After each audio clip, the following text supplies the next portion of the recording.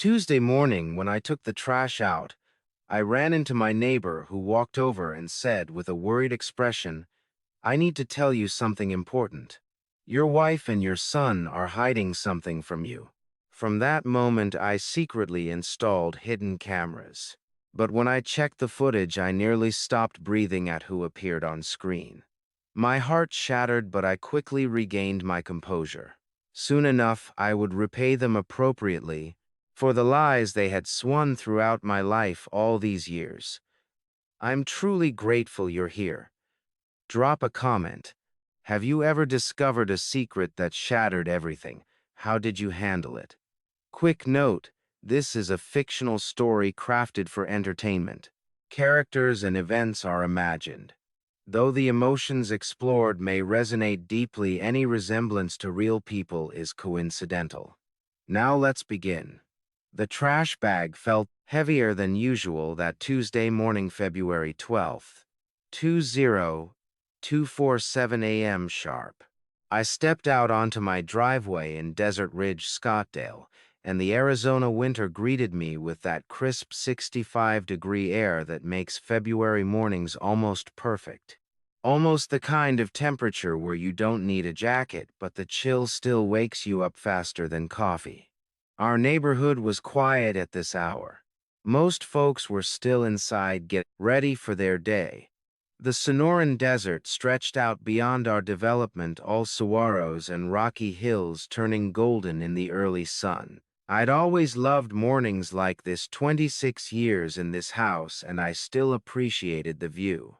I was halfway to the bins when I noticed Frank Wilson standing near the curb. Frank lived 3 houses down. 67 years old, retired postal worker, widowed 2 years back after Linda passed from breast cancer. Good man.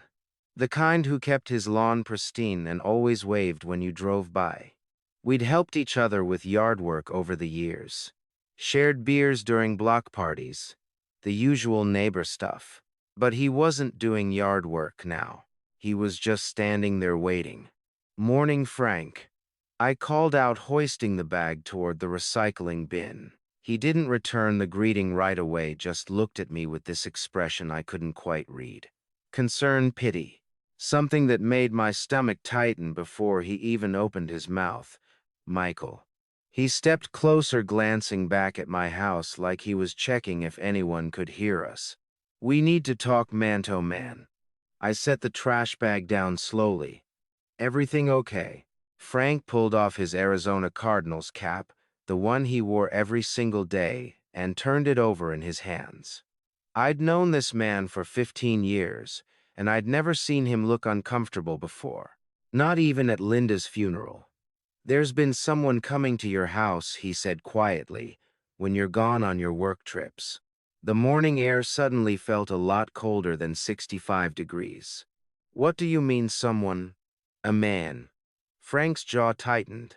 "Started noticing it about, I don't know, maybe 6 months back. Figured it was a relative at first, or a contractor you'd hired, but it kept happening. Always the same pattern. He shows up around 10 at night, leaves by 6:00 the morning. Always on the nights you're traveling." My mouth went dry. Frank, black Audi A7, newer model, maybe 2022 or 2023. He's got his own key. Michael walks right in like he owns the place. Tall guy, gray hair, expensive suit. Looks like he's got money. The world tilted sideways. I'm not a violent man. Never have been.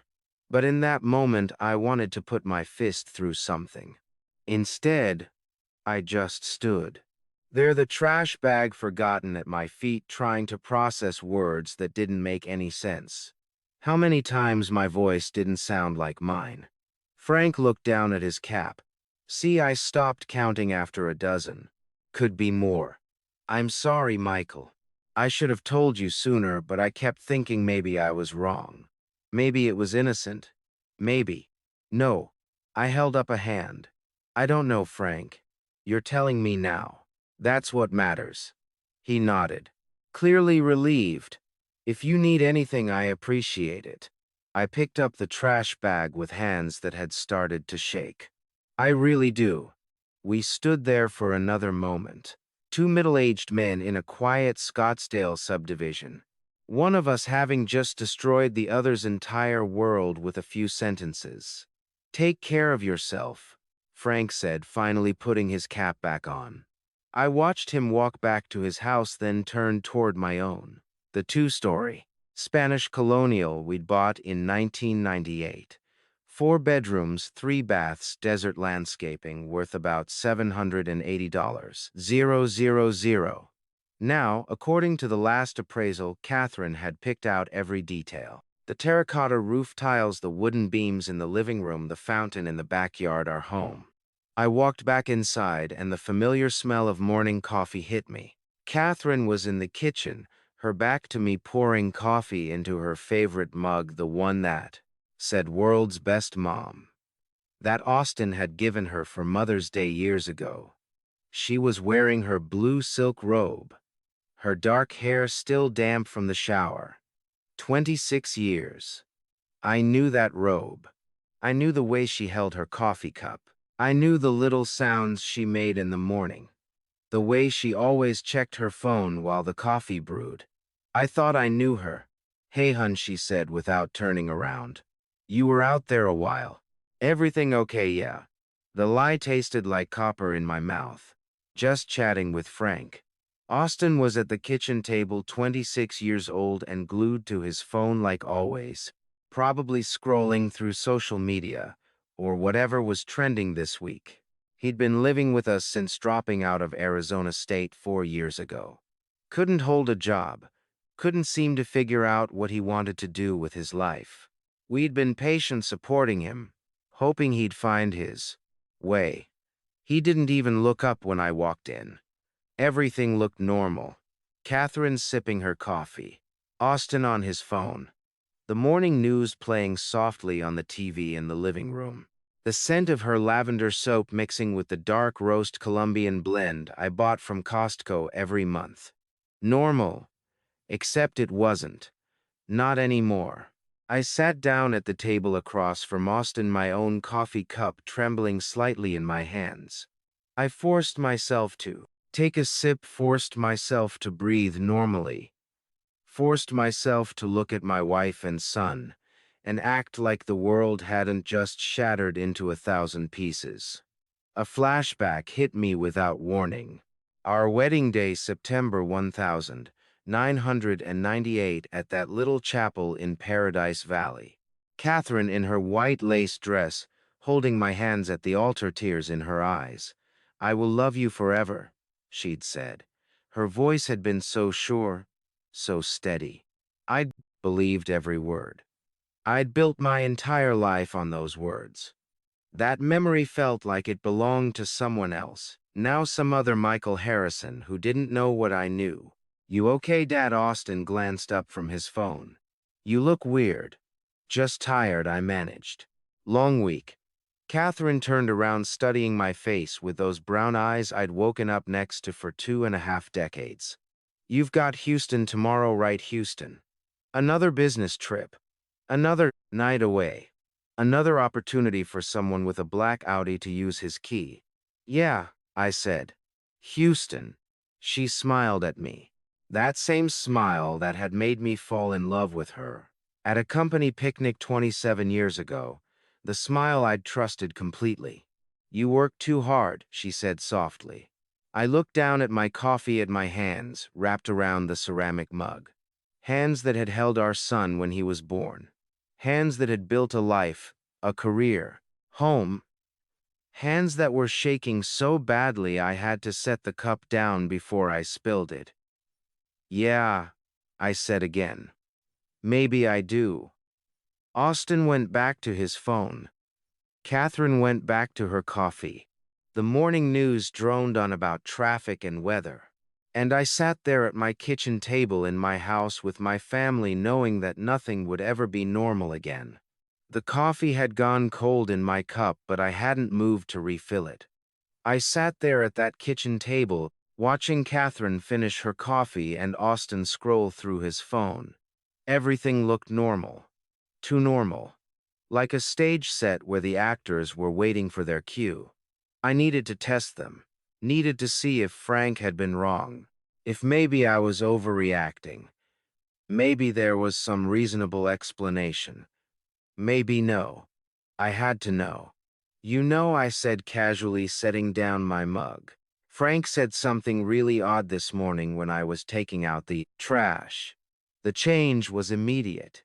Catherine's fingers tightened around her coffee cup. I watched her knuckles turn white against the ceramic. Austin's fork stopped midair, suspended between his plate and his mouth with a piece of scrambled egg that never completed its journey. Just for a second, maybe two, but I saw at the panic, the coordination. Then they recovered. Oh! Catherine's voice was light, but her smile looked painted on. What did Frank say? I kept my tone casual, curious. He mentioned seeing some unusual activity at our house when I'm traveling for work. A car coming late at night. Catherine laughed too quickly, too brightly. Michael, honey, she set her cup down with deliberate care. Frank is 67 years old. He's been confused ever since Linda died, 2 years ago. You know how elderly people can get. Their minds start playing tricks on them. Yeah, Dad. Austin jumped in without missing a beat. That old guy is pretty out of it. He probably saw someone visiting a different house and got confused about which one. You know how dark it gets at night around here. I watched them, really watched them. The way they didn't quite meet my eyes. The way Catherine's hand trembled slightly as she reached for her tablet. The way Austin's jaw was clenched just a fraction too tight. And the way they glanced at each other just once, just for a heartbeat, but I caught it. That look between them, coordinated, practiced like players on a team checking their positions. 26 years of marriage teaches you to read your spouse. 26 years of being a father teaches you when your son is lying. They were both lying. You're probably right, I said, slowly nodding as if considering it. Frank has seemed a bit off lately. I shouldn't read too much into it. The relief that washed over their faces was almost comical. Catherine's shoulders dropped. Austin's grip on his fork relaxed. They thought I'd bought it, thought I was satisfied with their explanation. Austin seized the moment. Hey, Dad. Speaking of which, he set his fork down, adopting that sheepish expression he'd perfected as a teenager when asking for money. Could you transfer me an extra 1500 this month? I've got some unexpected expenses. I looked at my son, 26 years old, living in my house, eating my food and asking for more money while sitting across from me, lying to my face. What kind of expenses? I asked, keeping my voice neutral. Just stuff. He shrugged, not meeting my eyes. Some clothes for job interviews. I owe a couple of friends some money. Nothing major, just need a little help. Catherine backed him up immediately. Our son needs support, Michael. You know how difficult things are for young people these days. The job market is terrible. He's trying his best. I let the silence stretch for just a moment. Long enough for them to wonder if I was going to push back. Long enough to see the worry creep back into Austin's expression. Then I nodded.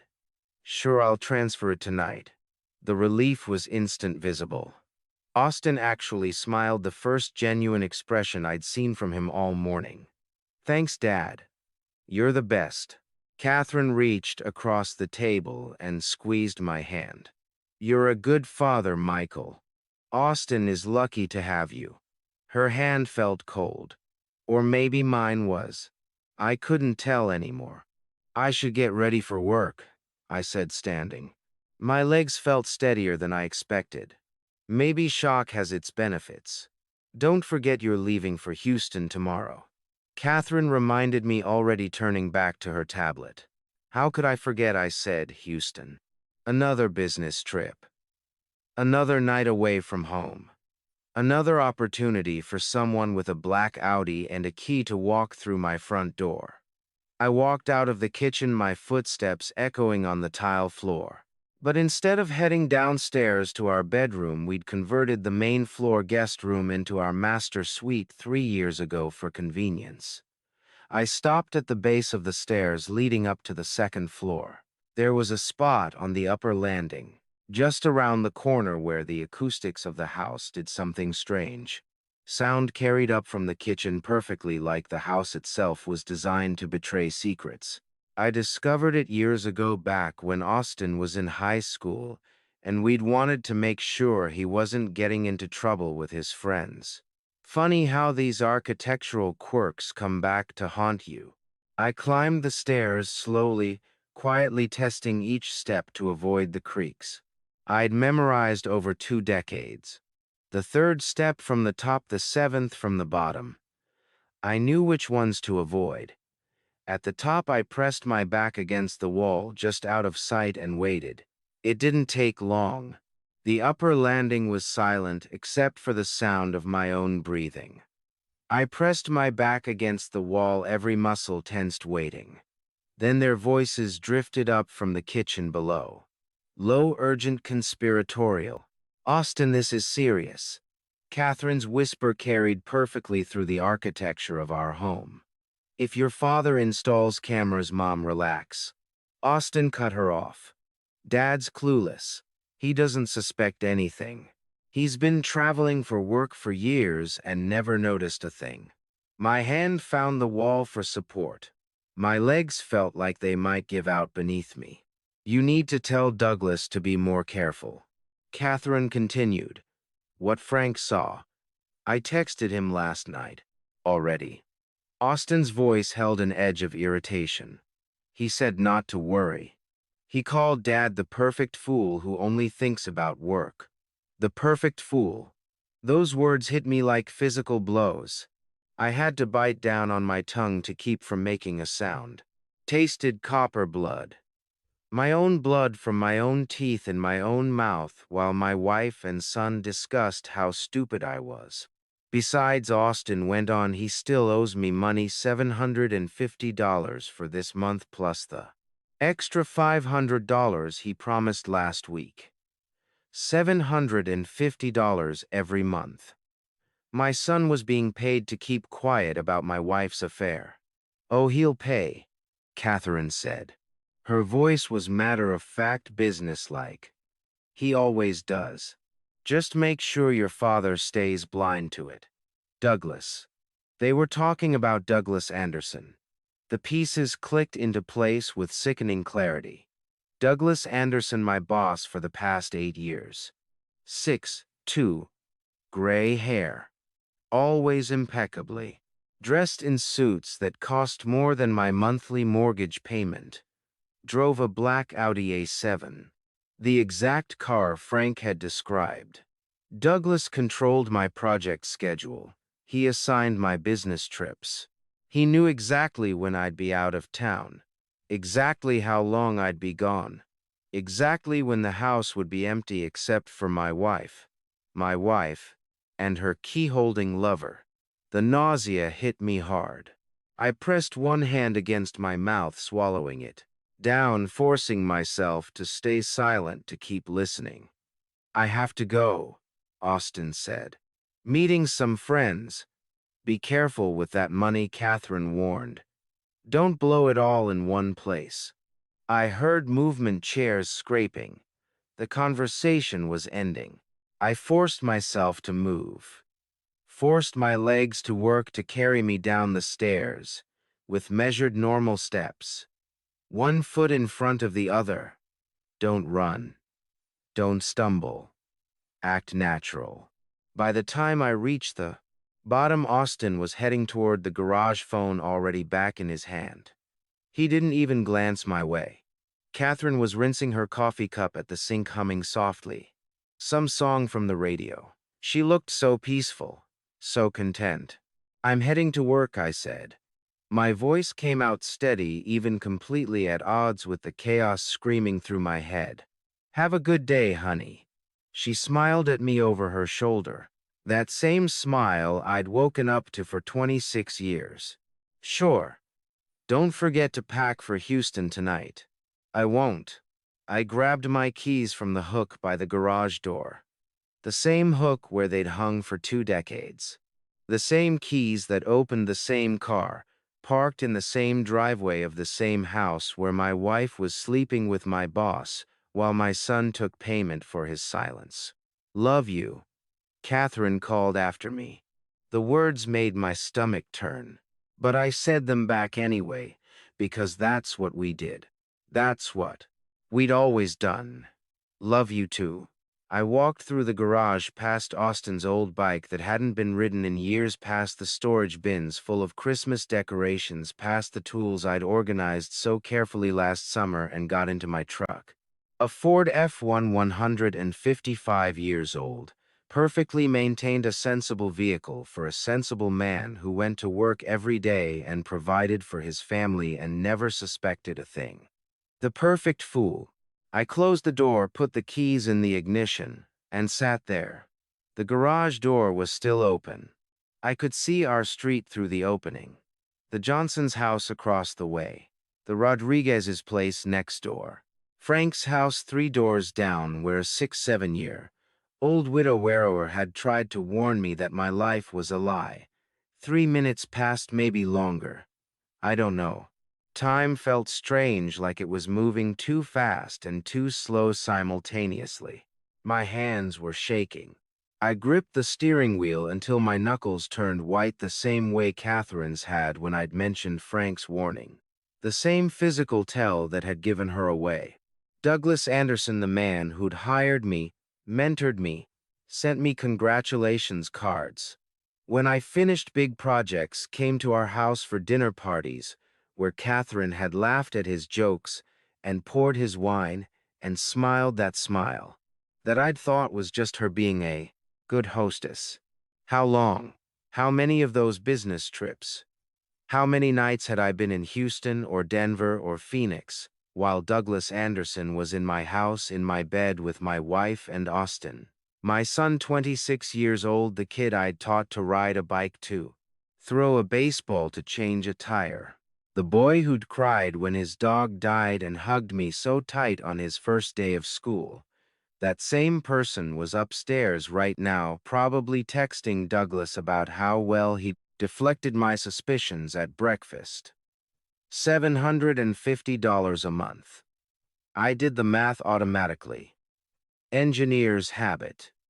If this had been going on for 6 months, Frank said he'd noticed it that long ago. That was $4,500.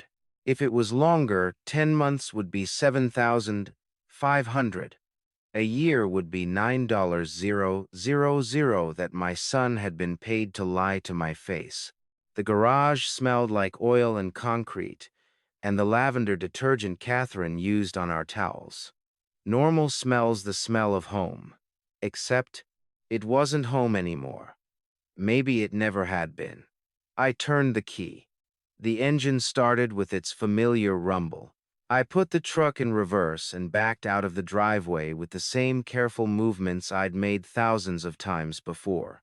But as I drove away from that house, that beautiful Spanish colonial and Desert Ridge, with its terracotta tiles and desert landscaping and fountain in the backyard, I knew that nothing would ever be the same again.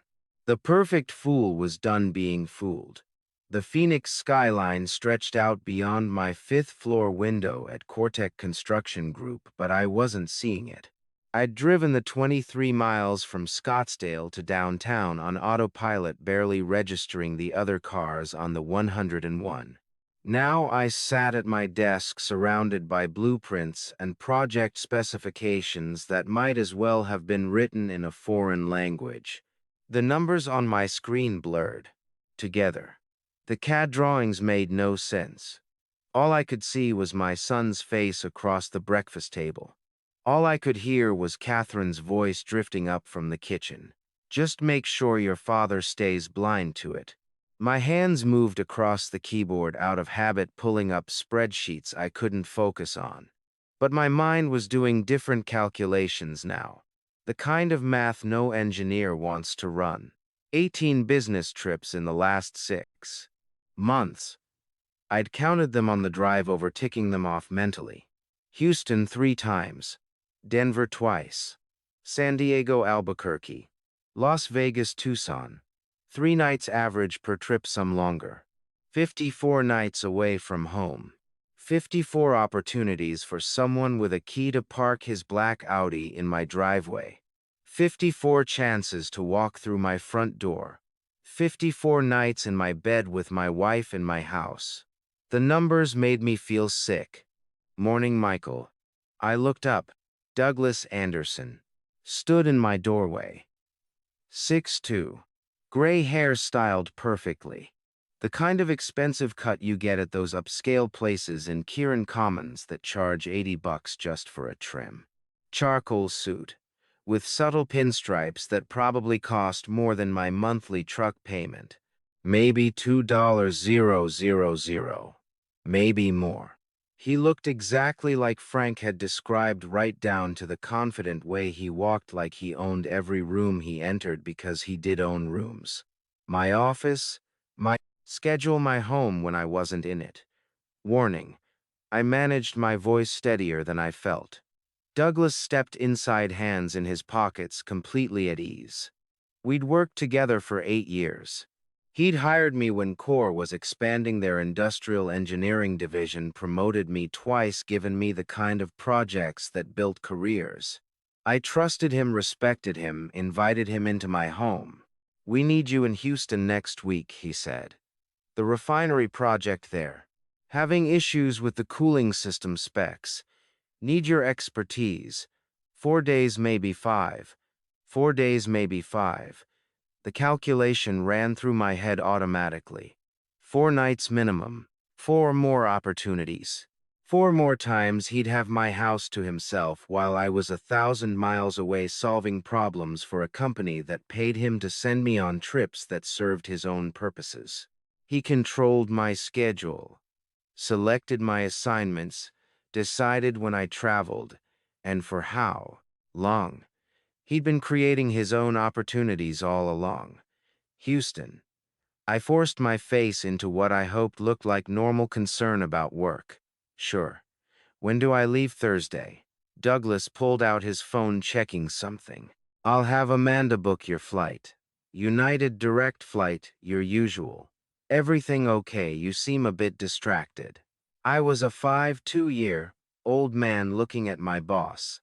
The man sleeping with my wife, paying my son for his silence and having to pretend everything was fine, that I was just a reliable employee, thinking about cooling system specifications instead of murder. Just tired, I said.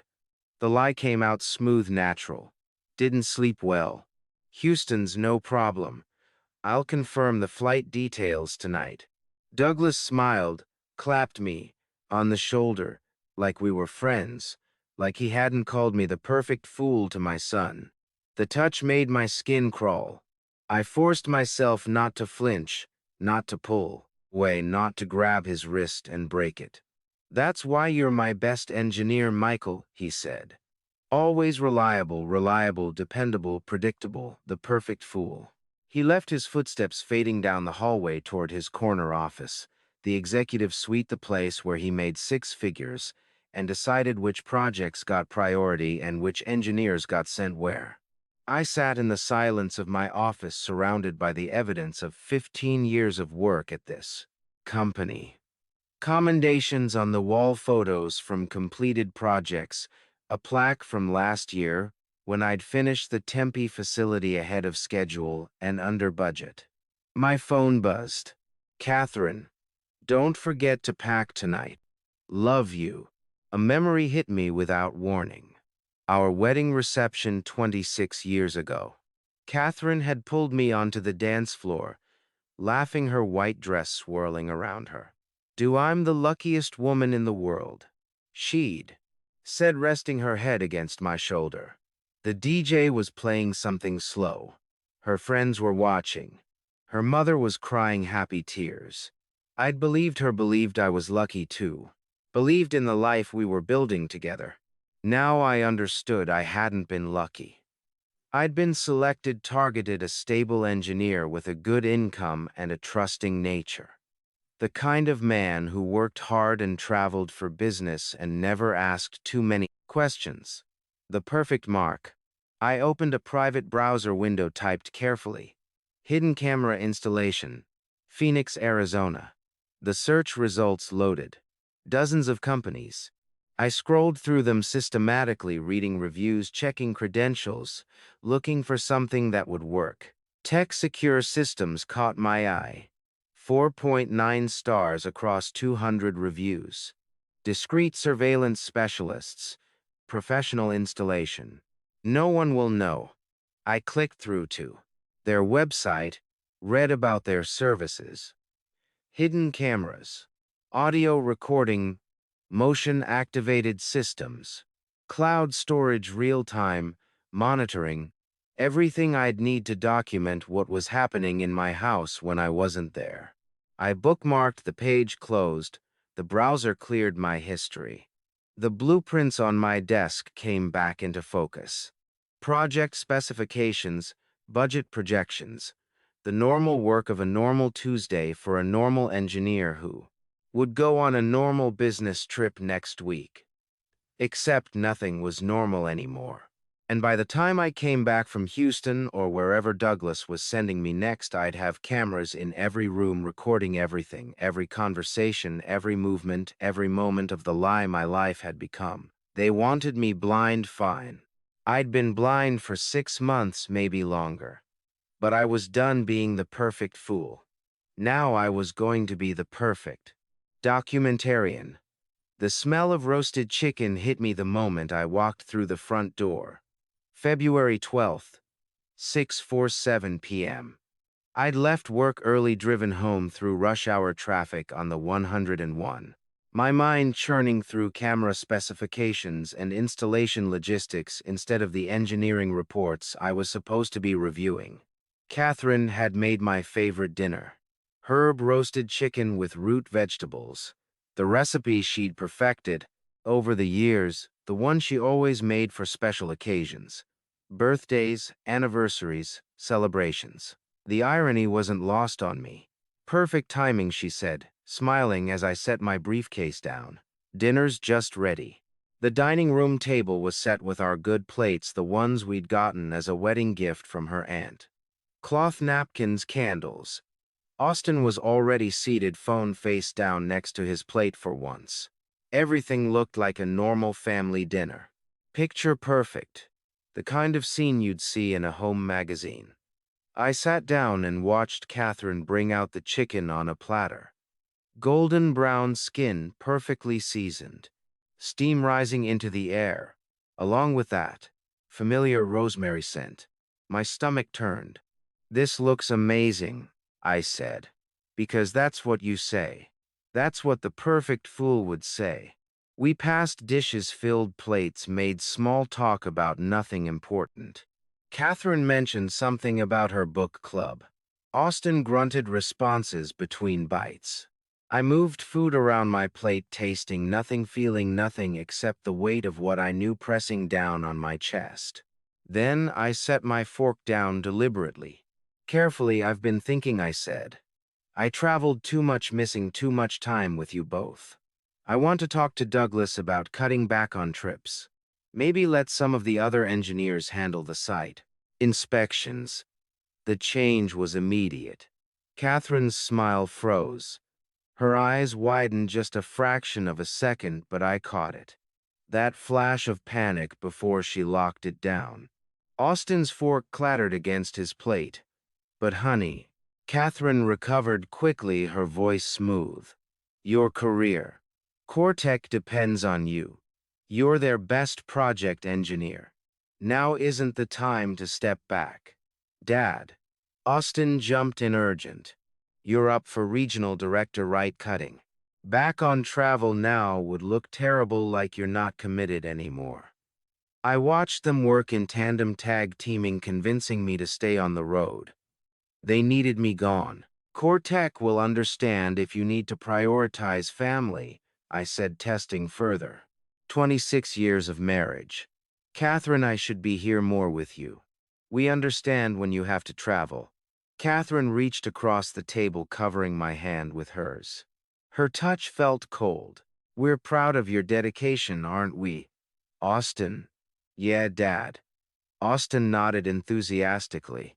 "You do what you need to do for work. We're fine at home. We're fine at home without you." That's what he meant. Catherine squeezed my hand. "Besides, you've worked so hard to build this career. Don't throw it away now.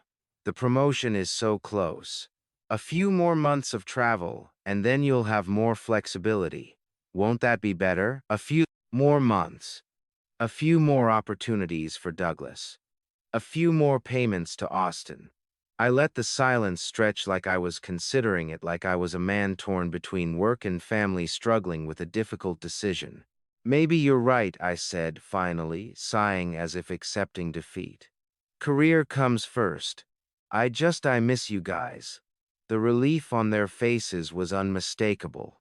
Catherine's shoulders relaxed. Austin went back to his chicken. Crisis averted. They needed me traveling, needed me gone, needed me blind. A memory blindsided me. Austin, a 10 years old Little League championship game. He'd hit a home run, his first ever in a real game, and run straight to me in the stands. "Did you see? Did you see?" His face had been pure joy. He'd hugged me so tight I could barely breathe. "I want to be just like you when I grow up, Dad." My chest had swelled with pride, with love, with the certainty that being a father was the most important thing I'd ever do. That memory hurt worse than anything they'd said today, worse than Perfect Fool, worse than knowing about Douglas. Because that 10-year-old boy who'd wanted to be like me had turned into this 26-year-old man who was helping destroy me for $750 a month. "I should go answer some work emails," I said, standing. "Houston prep." "Of course, honey." Catherine started clearing plates. "You work so hard." I climbed the stairs to our second-floor office, the room I'd converted 5 years ago. Built custom shelves for my engineering manuals, installed the standing desk I'd researched for months before buying. But I didn't open my work email. I opened a private browser, created a new encrypted email account, one they'd never find, never trace. I typed carefully, "Need discrete camera installation. Urgent. Wife and son cannot know. Available this Thursday." I attached the TechC Secure Systems contact form I'd bookmarked earlier, hit send. Then I sat back in my chair, the ergonomic one Catherine had bought me for my birthday 3 years ago, and stared at the wall, at the degrees hanging there. Bachelor's in Civil Engineering from Arizona State, Master's in Structural Engineering from UCLA, 15 years of certifications and continuing education. All that education, and I hadn't seen what was happening in my own home. The reply came 20 minutes later. "Available Thursday, 200 p.m.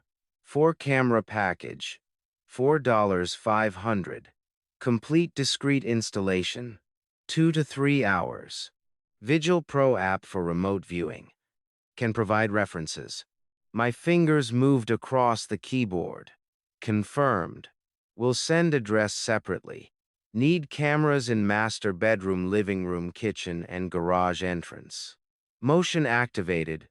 Cloud backup. No visible wiring. Send." I closed the laptop, sat in the darkness of my office, listening to the sounds of my house below. Catherine running water in the kitchen. The TV turning on. Austin's footsteps heading to his room. Thursday. In 2 days, I'd have cameras recording everything. Every conversation, every visitor, every moment of the truth I'd been too blind to see. How long had I been fooled? 6 months, a year, longer. I thought about all those trips, all those nights away, all those times I'd called home from Houston or Denver, and Catherine had answered with, "I miss you," in that sweet voice. All those times Austin had said, "Everything's fine here, Dad." How many of those calls had Douglas been listening? How many times had they laughed about me after hanging up the Perfect Fool? Working late, traveling for business, providing for his family while they dismantled his life piece by piece. Not anymore. Wednesday morning, February 14th, 2024, Valentine's Day. I made coffee and waited for Catherine to come downstairs. When she did at 7:30, already dressed smelling like lavender soap, I set my trap. "Happy Valentine's Day," she said, kissing my cheek. The gesture made my skin crawl, but I smiled back. "Happy Valentine's Day." Austin wandered in 15 minutes later, heading straight for the cereal cabinet. "Hey," I said casually, pouring myself more coffee. "I called your mother last night. She mentioned feeling under the weather. Maybe you two should visit her today. Keep her company." Catherine paused mid-pour with the coffee pot. "Today it's Valentine's Day." I kept my expression concerned, carrying the devoted son-in-law. "That's exactly why she might be lonely. Your dad's been gone 3 years now. She's probably missing him." It wasn't entirely a lie. I had called Sarah earlier that morning at 6:15 while Catherine was in the shower. Told her I was planning a surprise for Valentine's Day and needed Catherine out of the house for the afternoon. Sarah, who'd always liked me, who'd cried at our wedding, had agreed immediately to play along. "You're such a thoughtful son-in-law," she'd said. "Catherine is lucky to have you." If only she knew. Catherine hesitated, clearly torn. "I suppose we could go after lunch around 2. "That would be perfect," I said. "Perfect for me anyway." 1:58 p.m. I stood at the living room window, watching Catherine's Honda CR-V back out of the driveway. Austin in the passenger seat, glued to his phone, heading toward Tempe, 15 minutes away, to Sarah's retirement community. My phone buzzed. "Arriving in 5 minutes, 2:05 p.m. A white van pulled up to my curb. "Tech Secure Systems" in blue letters on the side. "Professional, discreet." 2 men got out. The older one, maybe 40, Hispanic, neatbeard, headed straight for my front door. The younger guy followed, carrying equipment cases. I opened the door before they could knock. "Mr. Harrison." The older man extended his hand. "Roberto Sanchez. This is my associate Marcus. Let's get you protected." Protected. That was one way to put it. I led them inside through the living room. Catherine had decorated so carefully past the kitchen where we'd eaten 1,000 family meals. Up the stairs to the master bedroom where I'd slept next to my wife for 26 years. "Show me where you need coverage," Roberto said, pulling out a tablet. I walked them through it, systematically, like an engineering project. "Living room. I need to see the front door and the main seating area." Roberto nodded, assessing angles. "Smoke detector. Perfect placement, completely hidden." "Kitchen. Need to see the table and counter space." "Wall clock. We've got one that matches your style." "Upstairs hallway. Monitor. Who goes up and down. Electrical outlet. Motion activated." We stopped at the master bedroom doorway. I had to force myself to walk in to point at the bed Catherine and I shared here. My voice came out rougher than intended. "I need to see everything." Roberto's expression didn't change. No judgment, no pity, just professional assessment.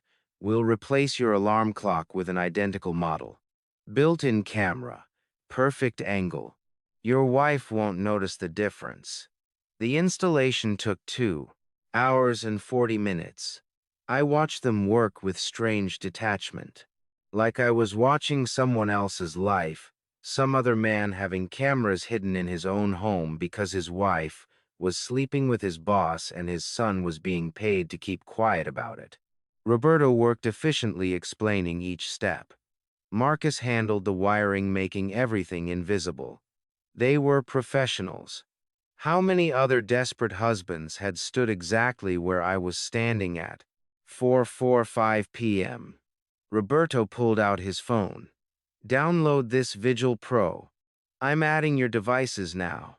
I watched the app install. 4 camera feeds appeared on my screen. Crystal clear, 4K resolution. 4 different angles of my house. My home, my evidence collection system. See Roberto demonstrated. Tap any stream to expand. Swipe to zoom. This icon activates audio very sensitive. Picks up whispers from across the room. Everything records automatically to encrypted cloud. Storage. 6-0 day retention. You can download clips anytime. I tested it. Watched myself on the bedroom feed standing there with Roberto and Marcus. The angle was perfect. You could see the entire bed, the nightstands, the door, everything I didn't want to see but needed to document. Payment, Roberto asked. I pulled out my phone, transferred $4,500 via Zelle money. I'd moved from our joint account into my personal account 2 days ago. Money Catherine hadn't asked about because she trusted me to handle our finances. The irony was suffocating.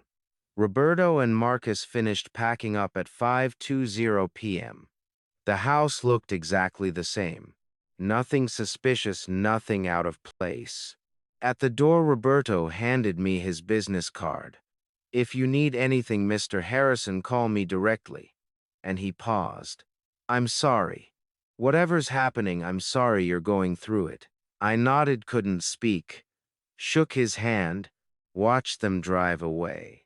Then, I stood in my living room alone and pulled up Vigil Pro. 4 feeds, 4 angles. 4 ways to watch my life fall apart in real time. 5:45 p.m. Catherine's CRV pulled into the driveway. I pocketed my phone and arranged my face into something resembling normal. We're back, Catherine called out, coming through the front door. She walked right past the smoke detector camera, didn't notice a thing. Mom's fine, just a little tired. Nothing to worry about. Austin headed straight for the kitchen, grabbed chips from the pantry, stood directly under the wall clock camera, completely oblivious. Catherine came up behind me, wrapped her arms around my waist. Thank you for thinking of my mom. That was really sweet. Of course, I said. That evening we went through the Valentine's Day motions. Catherine had made reservations at our favorite Italian place in Old Town, Scottsdale. We sat across from each other, drinking wine, eating pasta. To anyone watching, we looked like a happy couple celebrating 26 years of marriage. My phone buzzed periodically with Vigil Pro alerts. Motion detected. Home system active. Everything recording. Back home at 10 p.m. Catherine changed into the red nightgown she'd bought for the occasion. We lay down in our bed, the one we'd picked out together 12 years ago from that furniture store in Phoenix. The alarm clock on the nightstand looked exactly the same as always. Same red digital numbers, same plastic casing, same position, except now it was recording everything. Catherine kissed my cheek. Happy Valentine's Day, honey. I love you. Love you too, I said automatically. She fell asleep within minutes. I lay there, staring at the ceiling hyper air of the camera 6 feet away, recording us. Recording her telling me she loved me, while planning to meet Douglas the next time I left town. Tomorrow morning I'd board a plane to Houston. 4 days, maybe 5. Douglas had said 4 days for them to use my house while I collected evidence. My phone was under my pillow. I pulled it out carefully, checked Vigil Pro. All 4 cameras active, motion detection enabled, cloud backup running, everything was ready. By this time tomorrow night I'd have everything I needed to destroy them all. Thursday, morning, February 15th, 2024. My suitcase sat packed by the front door. Catherine was making eggs and coffee in the kitchen, playing The Devoted Wife. She hummed softly some song from the radio, moving around in her blue bathrobe. Through the window, the Arizona sun was just starting to burn off the morning chill. 68 degrees already. Going to be a beautiful day for them anyway. You sure you have everything? She asked, sliding a plate of scrambled eggs toward me. Phone charger. Laptop. Those project files Douglas wanted you to review. Got it all. I forced myself to eat. The eggs tasted like nothing, like I was chewing cardboard, but I kept my face neutral. Kept the fork moving from plate to mouth like everything was normal. My suitcase wasn't just for show. I'd actually packed it last night. 3 days worth of clothes, toiletries, my work laptop charging cables, even those project files Catherine had just mentioned. Had to make it convincing. Had to make them believe I was really leaving for Houston. That I'd be 1,000 miles away for the next 4 days while they had the house to themselves. Houston project, I said, taking a sip of coffee. 3, maybe 4 days, depending on how the site inspection goes. I'll call when I land at Bush Intercontinental. Catherine came around the counter and kissed my cheek. The gesture felt mechanical now, hollow, like she was going through the motions of being a wife, checking off boxes on some invisible to-do list. Fake concern, fake affection, fake everything. Travel safe, honey. We'll miss you so much. She and Austin were a team, which I guess they were. Austin waved from the living room couch, eyes barely leaving his phone screen. Bring back some Texas barbecue, Dad. That place near the airport you went to last time.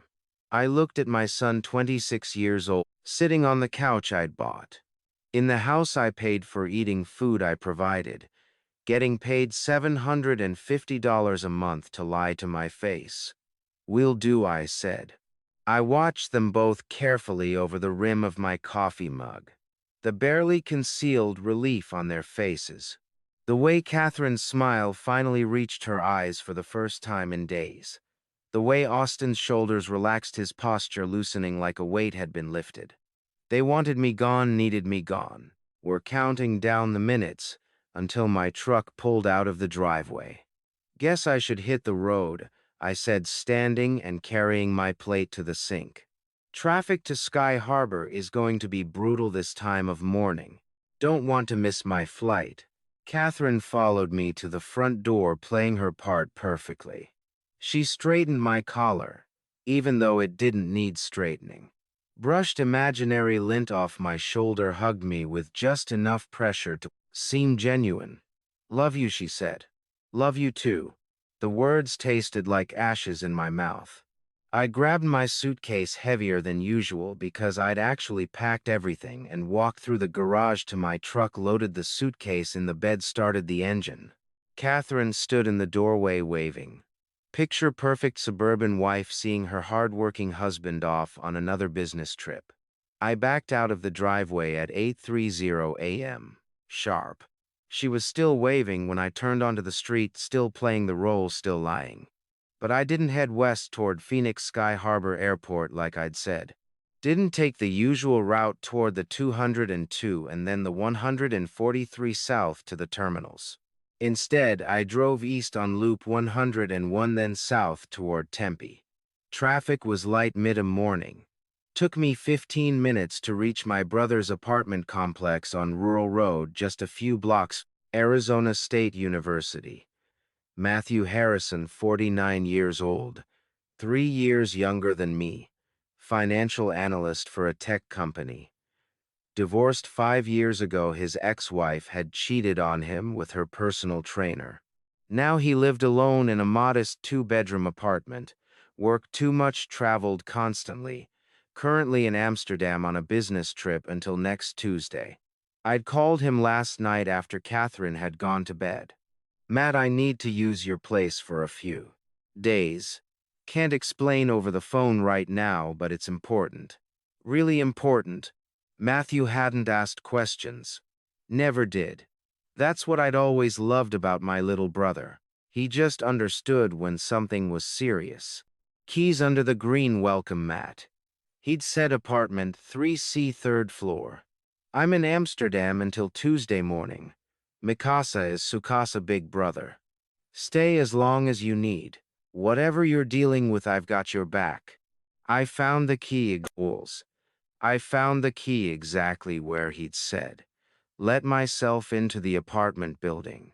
Took the elevator to the third floor. Walked down the hallway to 3C. Matthew's place was exactly what you'd expect from a divorced workaholic. Minimalist furniture, clean lines, everything organized, and practical, no decorations, except a few photos of our parents and some prints of mountain landscapes. The place smelled stale. He'd been gone 4 days already. Windows closed, air conditioning on low. I set my suitcase by the door, walked through the small living room to the dining table, set up my laptop, pulled out my phone, opened Vigil Pro. The app loaded. 4 camera feeds appeared on my screen, arranged in a grid. Crystal clear 4K resolution. Living room empty. Kitchen empty. Upstairs hallway empty. Master bedroom empty. My house, my home empty, except for Catherine somewhere off-camera waiting. I sat there at Matthew's dining table, staring at those 4 feeds, like they might spontaneously reveal something, like Catherine would suddenly appear and announce this was all a misunderstanding, that Frank had been wrong, that everything I'd overheard was taken out of context. But nothing happened. Hours crawled by. I ordered Chinese food from a restaurant down the street. Lo mein and orange chicken that I barely touched. Took a shower in Matthew's small bathroom. Tried to watch something on TV. Couldn't focus. My eyes kept drifting back to my phone. Back to those 4 feeds. Still empty. 9:00 p.m. I checked again. Catherine walked through the living room carrying something. Moved too fast for me to see clearly.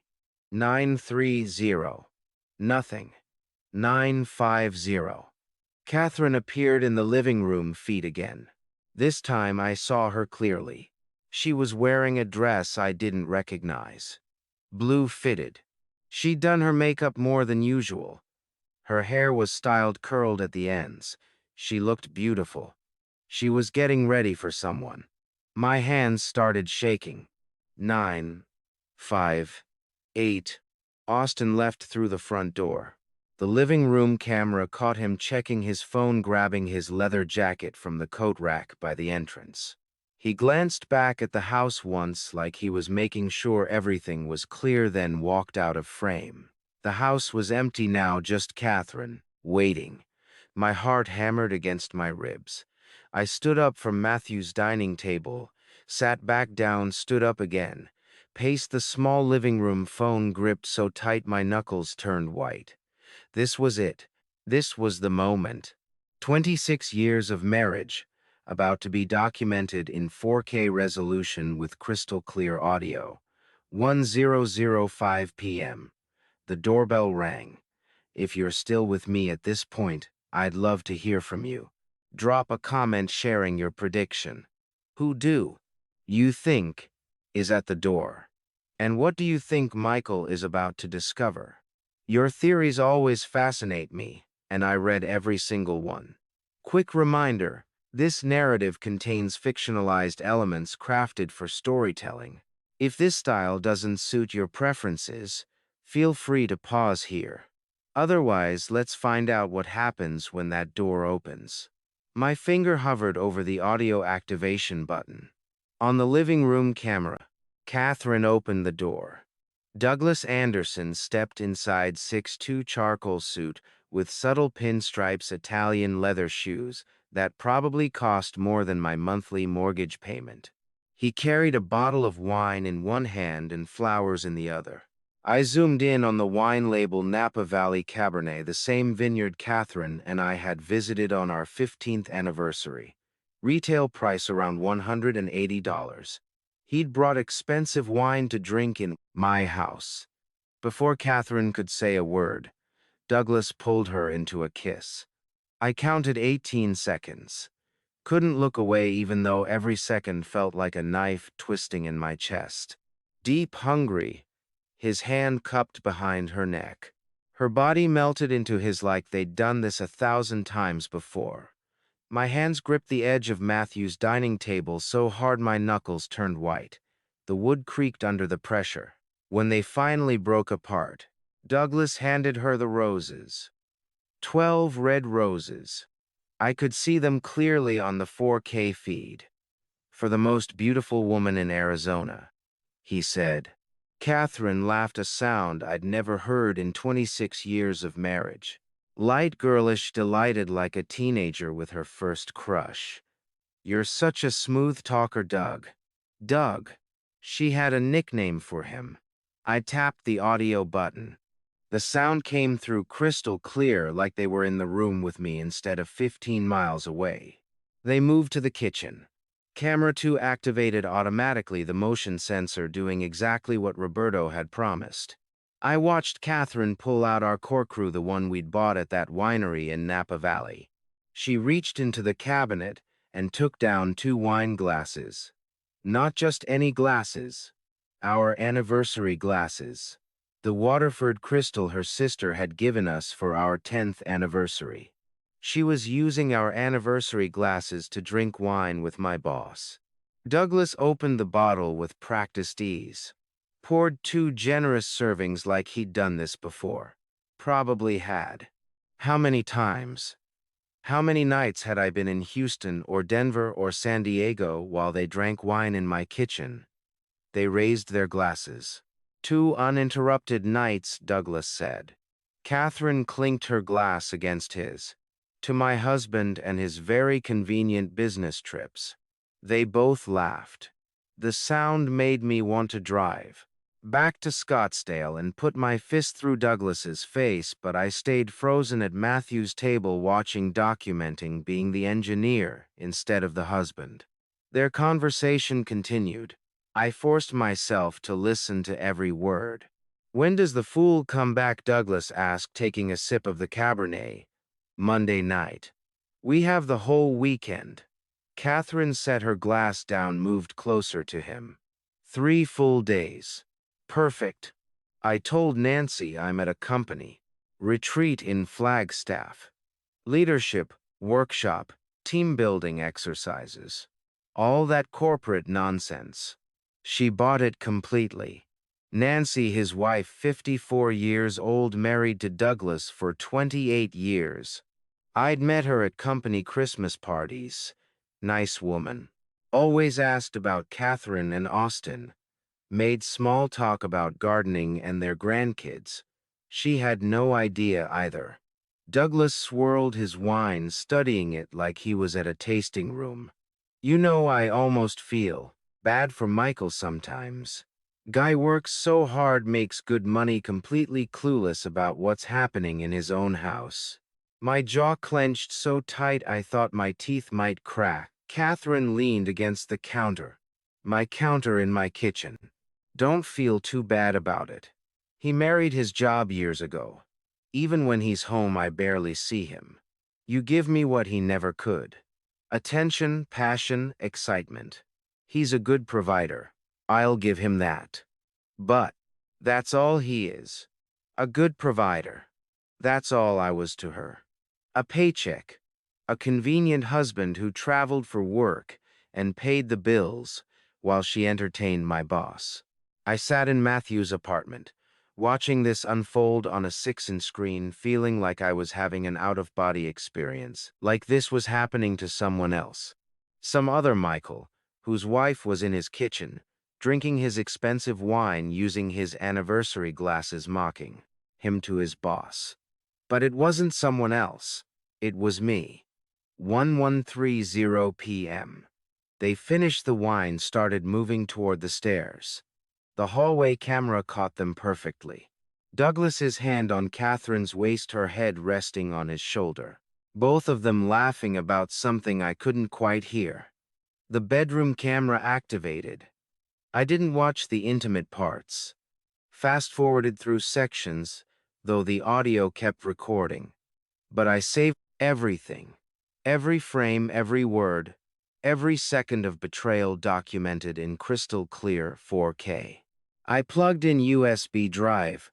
Number 1 started transferring files. 4 hours of footage, then uploaded copies to 2 separate cloud storage accounts with different providers. Encrypted passwords, 2-factor authentication, evidence documentation, proof that would hold up in any court. 1:47 a.m. Douglas was still there. The bedroom camera showed 2 figures under the fadium. My sheets. In my bed, the one Catherine had insisted we buy 12 years ago because the old one hurt her back. I finally closed Vigil Pro, sat in the darkness of Matthew's living room, staring at nothing. The apartment was silent except for the hum of the refrigerator and the occasional car passing on Rural Road outside. My phone buzzed. Text from Catherine. Hope Houston is going well. Miss you. The heart emoji. The same one she'd sent me 100,000 times over the years. The same one she probably thought meant something. I stared at the message. My thumb hovered over the keyboard. Part of me wanted to respond, to type exactly what I was thinking, to tell her I knew that I'd seen everything, that I was going to destroy her. But I didn't. Couldn't risk giving away what I knew. Not yet. Not until I had everything documented, every pattern established, every piece of evidence locked down. I set the phone face down on the coffee table. 3:00 a.m. I was still awake, lying on Matthew's couch, staring at his ceiling. White paint, smooth texture. Nothing like the textured ceiling in my bedroom, where I'd lain next to Catherine for 26 years. 4 hours of footage saved. Audio of them mocking me, calling me a fool, laughing about my convenient business trips, using my home like a hotel, drinking wine I'd paid for with glasses I'd received as gifts. But I needed more than one night. One night was a mistake, a lapse in judgment, something a lawyer could explain away. I needed a pattern, multiple instances, evidence that this was systematic, ongoing, premeditated. I needed proof that would be undeniable in divorce court, when custody discussions happened, when asset division came up, when lawyers started calculating alimony and property splits. So I waited for Saturday, February 16th, 11 a.m. I checked Vigil Pro, expecting to see an empty house, hoping maybe that Friday night had been a one-time thing, a mistake, something Catherine would regret and never do again. The kitchen camera proved me wrong. Douglas and Catherine were having breakfast together. 11 to 17 a.m. According to the timestamp in the corner of the feed, a domestic scene that made bile rise in my throat. Douglas sat at my kitchen table, wearing my bathrobe, navy blue, the one Catherine had given me for Christmas 3 years ago, reading something on a tablet, probably the news. Completely comfortable, completely at home, Catherine stood at the stove in a silk nightgown, scrambling eggs in my cast iron skillet, the one I'd seasoned myself over years of use. Her hair was messy, uncombed. She looked relaxed, happy. They looked exactly like a married couple having a lazy Saturday morning. I tapped the audio icon with shaking fingers, thinking next weekend. Douglas was saying, when he's in Denver. Catherine flipped the eggs. 3 full days. Where will you tell Nancy you are visiting my brother in Tucson? She never checks. Never has. He took a sip of coffee from my favorite mug, the Arizona State one I'd had since college. Your husband makes this very convenient, you know, all this travel. It's almost too easy. Catherine laughed. Actually laughed. Well, that's Michael. Predictable, reliable, never questions anything. I started taking notes, documenting everything. Dates mentioned, lies being planned. The casual comfort they displayed in my house, the way Douglas wore my clothes. The way Catherine cooked for him like she used to cook for me back before she stopped caring. Evidence. I needed evidence. Not emotion, not rage. Evidence. Saturday, 8:45 p.m. Austin left the house through the front door. The camera caught him checking his phone, grabbing his keys, getting into his car. The pattern was confirmed. Austin made himself scarce whenever Douglas came over. Not because he was uncomfortable with his mother's affair, because he was part of it, paid to enable it. 1000 p.m. Douglas arrived again. Same routine. Wine flowers that kiss in the doorway that lasted too long. I watched it all from Matthew's apartment, documented. Everything saved, files backed up to multiple locations. Sunday morning, 10:30 a.m. They were still together. I watched them drink coffee in my kitchen, discussing their next meeting like business partners planning a merger. Catherine mentioned something about Austin needing money.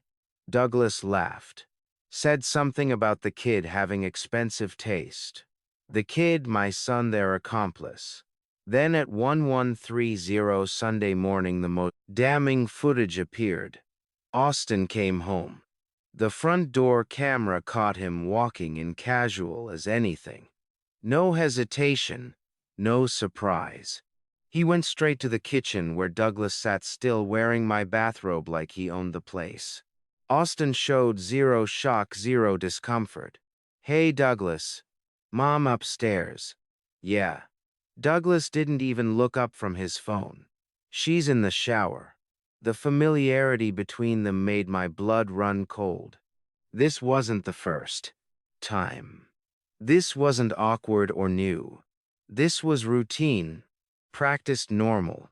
Austin grabbed a water bottle from the fridge, stood there, like he was talking to a family friend about what we discussed last week. My dad mentioned something about installing security cameras. Should we be worried? Douglas actually laughed, set down his phone, and looked at Austin with amusement. "Your dad's all talk kid. Always has been. He mentions doing things all the time but never follows through. I've managed him for 8 years. I know exactly how he operates. He won't do anything." The words hit me like a physical blow. My boss, the man I'd trusted, the man I'd worked for. He was sitting in my kitchen wearing my bathrobe, sleeping with my wife, paying my son, and calling me incompetent. Austin nodded, seemed satisfied. "Good. Also, you still owe me this month's payment, $750 for February. Already in your account as of Friday." "What about that extra 500 you mentioned?" Douglas sighed like Austin was being unreasonable. "That's only if you warn me about any real suspicion. The camera thing doesn't count, clearly. He didn't do anything about it." "Come on, man. I need the money. I'm broke." "Fine." Douglas pulled out his phone. "I'll advance you 400 against March, but that's it. I'm not an ATM." Austin grinned. "Deal." "Thanks, Doug." They shook hands. I stared at my phone screen, at my son negotiating payment terms, for betraying me like it was a business transaction, like selling out your father was just another side hustle. $750 a month plus bonuses for information plus advances when he ran short. I took screenshots, saved the video clip, transferred it to USB drive number 2, uploaded it to cloud storage Google Drive, with encryption enabled, then uploaded to a second cloud account for redundancy. By Sunday evening, I had 14 hours of footage across 3 days. Douglas arriving Friday night, still there Saturday morning. Saturday night, Sunday morning, Sunday afternoon. Not a one-night mistake. Not a lapse in judgment, a pattern, a routine, a relationship. Douglas finally left at 7:15 Sunday evening. I watched him kiss Catherine goodbye at the door. Watched her watch him drive away with an expression of genuine sadness. She missed him already. Catherine closed the door, stood there for a moment with her hand pressed against the wood. Then she turned and walked back into the house. Our house, and I watched her sit on the couch and stare at nothing. My phone buzzed. Text from Catherine. "Can't wait to see you tomorrow. Safe travels home." Safe travels from the business trip I wasn't actually on to the home that wasn't really mine anymore. To the wife, who'd spent the weekend with my boss. I didn't respond. Sunday night 10:30 p.m.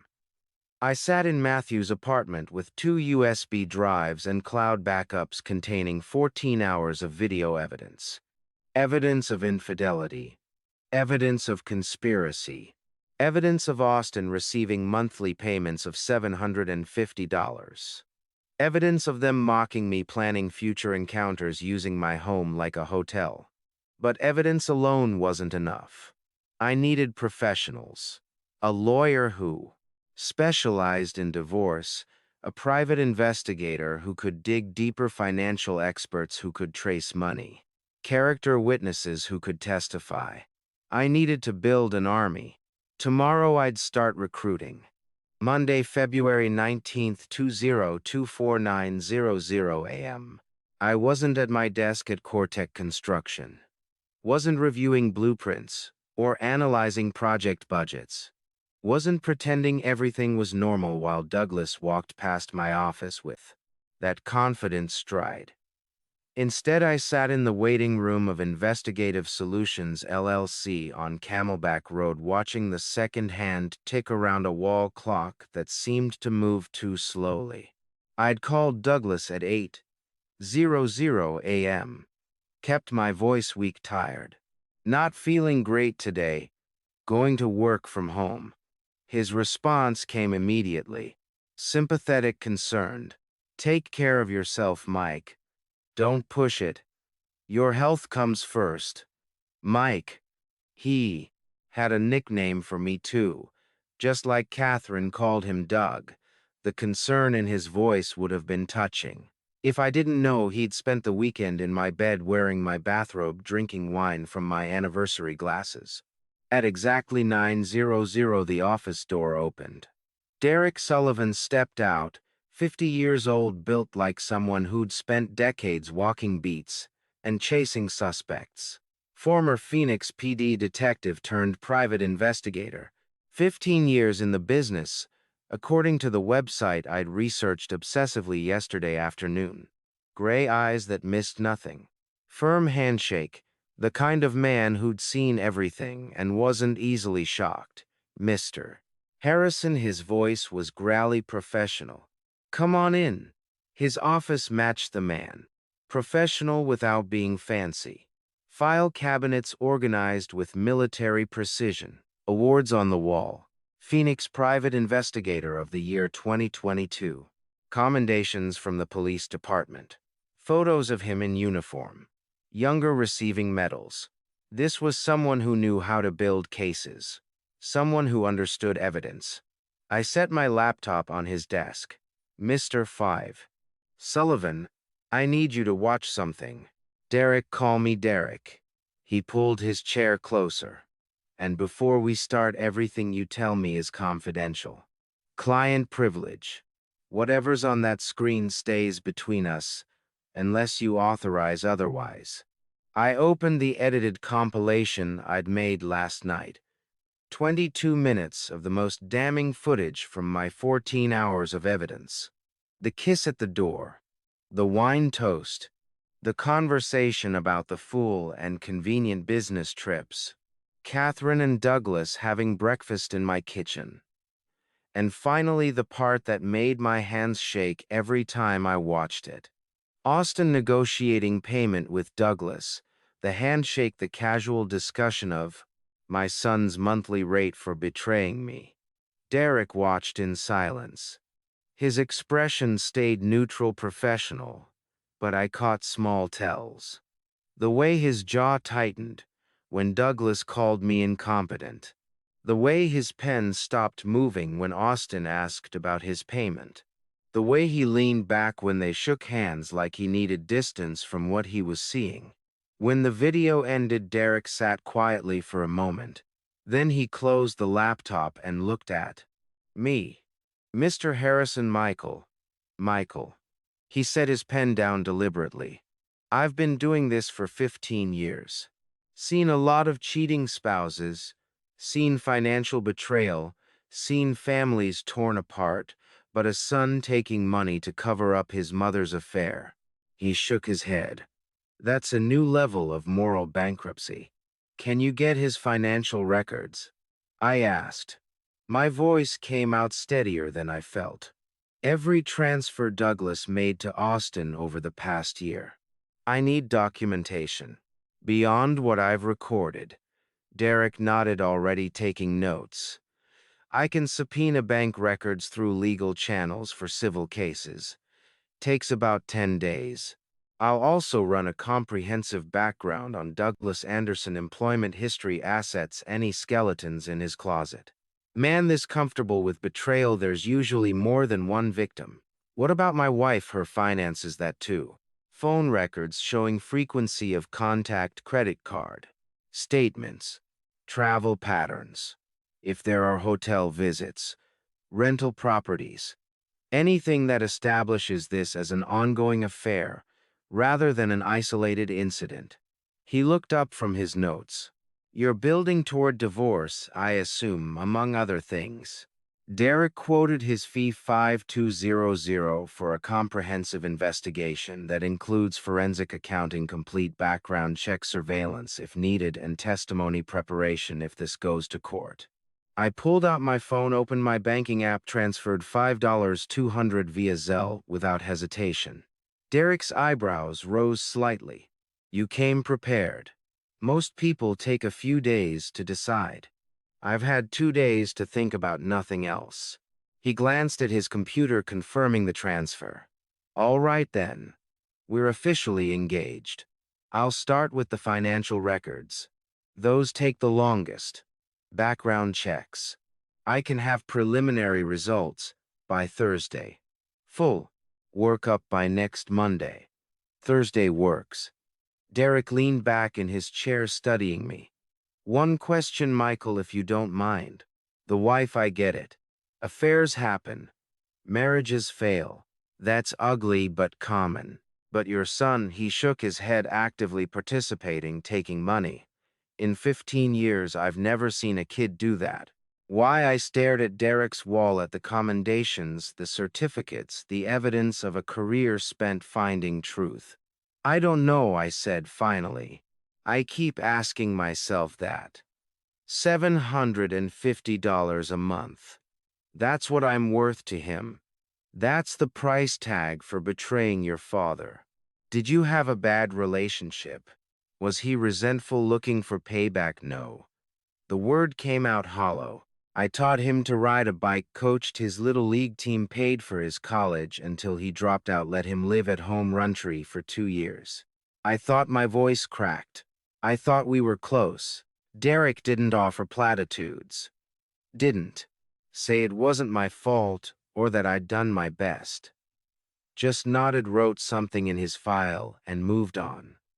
Professional, efficient, exactly what I needed. I'll need copies of everything you've recorded, he said. Send encrypted files to this email address. He wrote it on his business card. And Michael, you did the right thing documenting this. A lot of people confront, immediately destroy evidence, make the case harder to prove. You kept your head, built documentation. That's going to matter in court.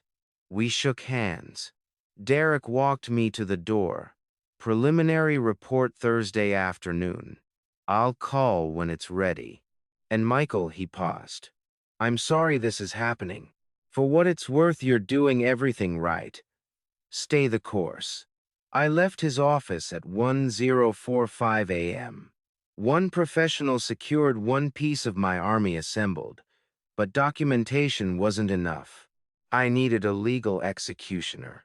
Someone who could take this evidence and turn it into financial devastation, asset seizure, disinheritance, a divorce settlement that would leave Catherine with nothing. I had an appointment with attorney Carolyn Spencer at 1130 a.m. Same day, 15th floor of a downtown Phoenix high-rise. Spencer and Associates Family Law occupied the corner suite with floor-to-ceiling windows overlooking the city. The reception area smelled like leather and expensive coffee. Everything pristine, professional. Framed case victories lined the hallway. Settlement agreements with impressive numbers. Court decisions highlighted in yellow. Carolyn Spencer's office was at the end. Corner suite. Windows on two sides. Bookshelves packed with Arizona Law Awards on the wall. Arizona Family Law Attorney of the Year 2019. A plaque, 94% success rate in contested divorces. 35 years. Carolyn stood when I entered. 60 years old, sharp gray suit, reading glasses on a chain. Presence of someone who'd spent decades destroying opposing counsel. Mr. Harrison. Firm handshake. Please sit. I handed her USB drive number 1. Miss Spencer, I need a divorce and I need to legally destroy them. She plugged in the drive without hesitation, watched my 1-5-minute compilation in silence, taking notes, pausing to review sections. Her pen moved constantly. When it ended, she removed her glasses. Michael, may I call you Michael? With evidence like this, we're not just aiming for a favorable divorce. We're aiming for legal devastation. She pulled up Arizona community property law, turned the screen toward me. Normally, Arizona is 50/50, but adultery with clear documentary evidence changes everything.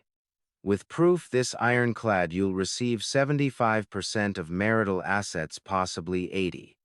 The house becomes yours, solely, and she'll receive 0 spousal maintenance. Arizona allows complete denial in adultery cases. The house is valued at $780,000. I said to Joint Investments about $320,000 savings, $178,000. Carolyn made notes. Combined assets approximately $127,800,000.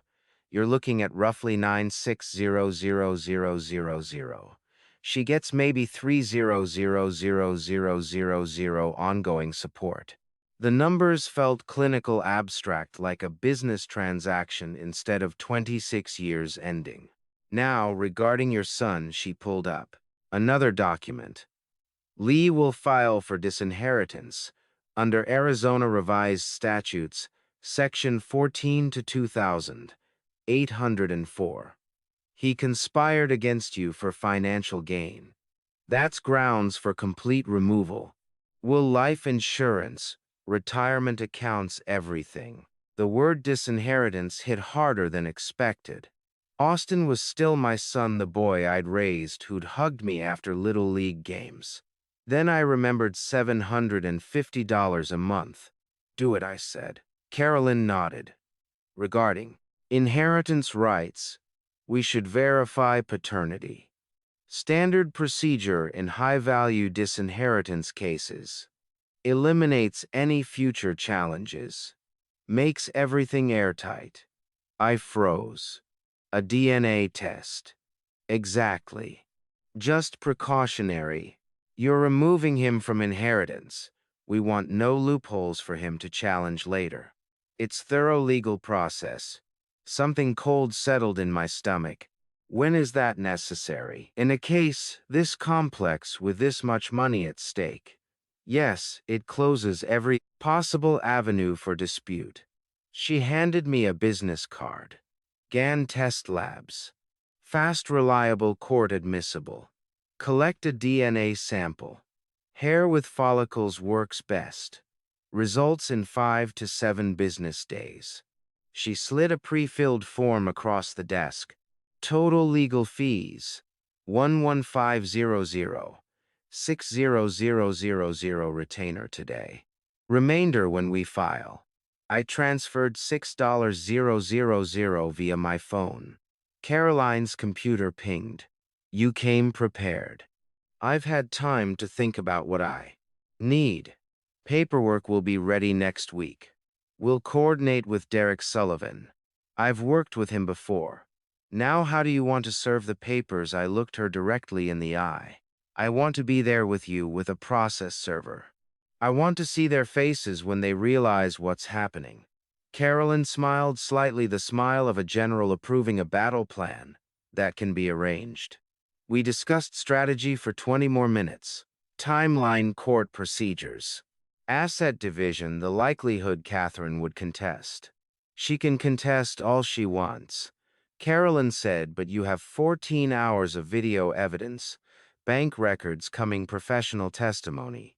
No judge will side with her.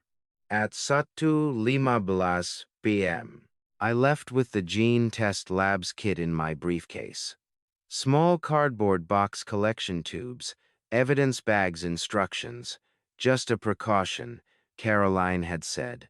Standard procedure, but something about it felt heavier. That evening, after Austin's usual long shower, I walked into his bathroom. His hairbrush sat on the counter, black bristles full of dark hair. I pulled on latex gloves from the kit, selected 3 strands. With clear follicles, sealed them in the evidence bag, filled out the chain of custody forms signed where indicated. By 9:00 p.m., the FedEx envelope was in the overnight drop box. Priority delivery to Gene Test Labs in Scottsdale, 5 to 7 business days for results. Just procedure, I told myself. Just covering all legal bases. Austin was my son. Of course he was. I'd been there when he was born. Cut the umbilical cord. Held him when he was seconds old, but I needed to be thorough. Monday, February 26th, 2024. Morning. I'd spent the past week maintaining perfect normally. At core, reviewed blueprints, attended meetings, made small talk with Douglas about project timelines. He never suspected a thing. 9:00 a.m. KeyBank downtown Phoenix branch. Patricia Moreno met me in a private consultation room. My financial advisor for 8 years, early 40s, efficient, discreet. She'd helped me refinance the house, set up retirement accounts, plan Austin's college fund back when he was still in school. Patricia, I need to make some urgent changes to my accounts. My marriage is ending. I need to protect my assets. Her expression stayed professional. No surprise, no judgment. I understand. What do you need? I'd made a list, rehearsed it. First, transfer 135000 from our joint savings account into my personal account. Leave Catherine 430000, enough to avoid any legal claims of financial abuse. Patricia made notes. Current joint balance is 178000. That leaves her roughly 24%, within legal parameters for asset preservation during divorce proceedings. Second, cancel Austin's supplementary credit card. American Express $10,000. Limit. I've been paying it for 2 years. More notes. Done. The card will be deactivated within the hour. Third, remove Austin from my life insurance beneficiaries. Northwestern Mutual Policy 425000 value. Change primary beneficiary to my brother Matthew Harrison. Patricia pulled up the policy on her computer. That's a significant change. Are you certain? Completely certain. Fourth, update my will. Remove Austin entirely. Everything goes to Matthew if I die. She typed for a moment. I'll need you to meet with our estate attorney to formalize the will changes. I can schedule that for this afternoon if you're available. Do it. Patricia worked efficiently, transferring money, updating beneficiaries, making notes for the legal department, professional, clinical, like we were discussing investment strategies instead of dismantling my family. These changes will be effective within 48 hours, she said. Is there anything else I need? Complete statements for the past 3 years, both joint accounts and credit cards. While she printed, I reviewed Catherine's spending on our joint account. The numbers told their own story. $6,400 over the past 14 months for personal items. I scrolled through the details. Victoria's Secret, $840. Sephora perfume purchases, $650. Bella Rosa spa treatments, $2,100. dinners at expensive restaurants, when I was supposedly traveling for work. She'd been preparing for Douglas on my dime, getting her hair done, buying lingerie, spa treatments, all charged to our joint account while I was in Houston or Denver earning the money she was spending. Austin's credit card statement was worse. $18, 200 inches. 2 years while unemployed. While living in my house Rontry while collecting $750 monthly. From Douglas. Bars, restaurants, designer clothes, electronics, gaming equipment, concert tickets. I'd been funding his lifestyle while he took payment to betray me. Patricia handed me the printouts, thick stack. 3 years of financial betrayal documented in black and white. Every dinner, every spa appointment, every purchase Catherine had made while planning her next encounter with my boss. Anything else, Mr. Harrison? I shook my head. This is enough. Thank you for your discretion. Of course. And Michael. She paused at the door. I'm sorry this is happening. I left the bank at 1030, walked across the parking lot toward my truck. The Arizona sun already heating up the asphalt. Mid-70s in late February. Perfect weather. Beautiful day. My phone rang. Derek Sullivan. Michael. Preliminary results. I unlocked my truck, sat in the driver's seat. Go ahead. Douglas Anderson. Transferred exactly $10,500 to Austin's Bank of America account over 14 months. 750 monthly, regular as clockwork. Started March 2023, continued through April 2024. I have the full bank records, dates, amounts, account numbers, everything. Cold satisfaction settled in my chest. Good. What else? Something interesting. Your wife has an old Yahoo email account from the late 90s. Looks like she forgot about it, but it's still active. Still backing up to cloud storage. There might be communication history there. Early. Emails, correspondence, maybe evidence of how long this has been going on. My pulse quickened. Can you access it legally? It's her account. But if it's stored on shared devices or has recoverable passwords, through public information, it's fair game for civil investigation, especially with evidence of conspiracy already established. Do it. I need to see everything. Give me until tonight. I'll send you what I find. Derek hung up. I sat in my truck with the engine off, reviewing Patricia's verse financial document. Verse 000 secured in my personal account. Austin's credit card canceled.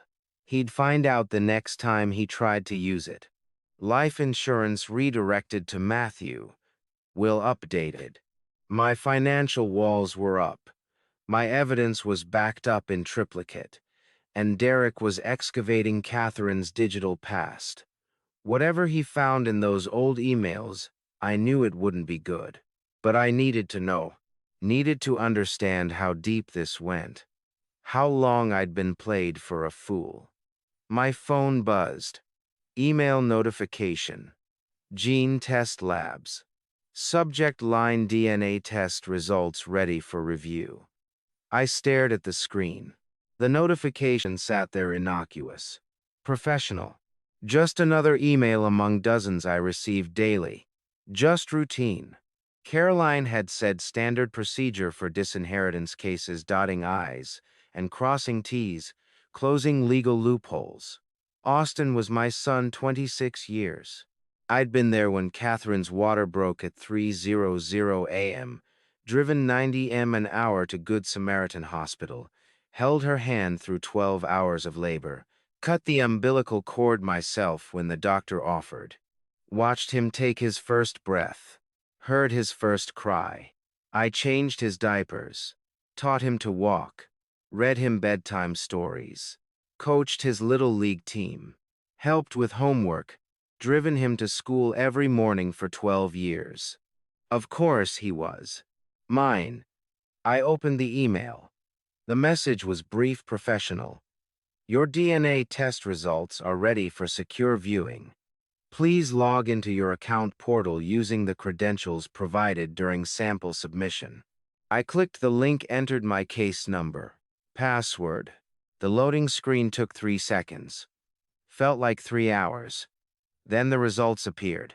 Probability of paternity 0%. Conclusion: the tested male is excluded as the biological father of the tested child. I read it again, then again. The words didn't change. 0% excluded. Not the biological father.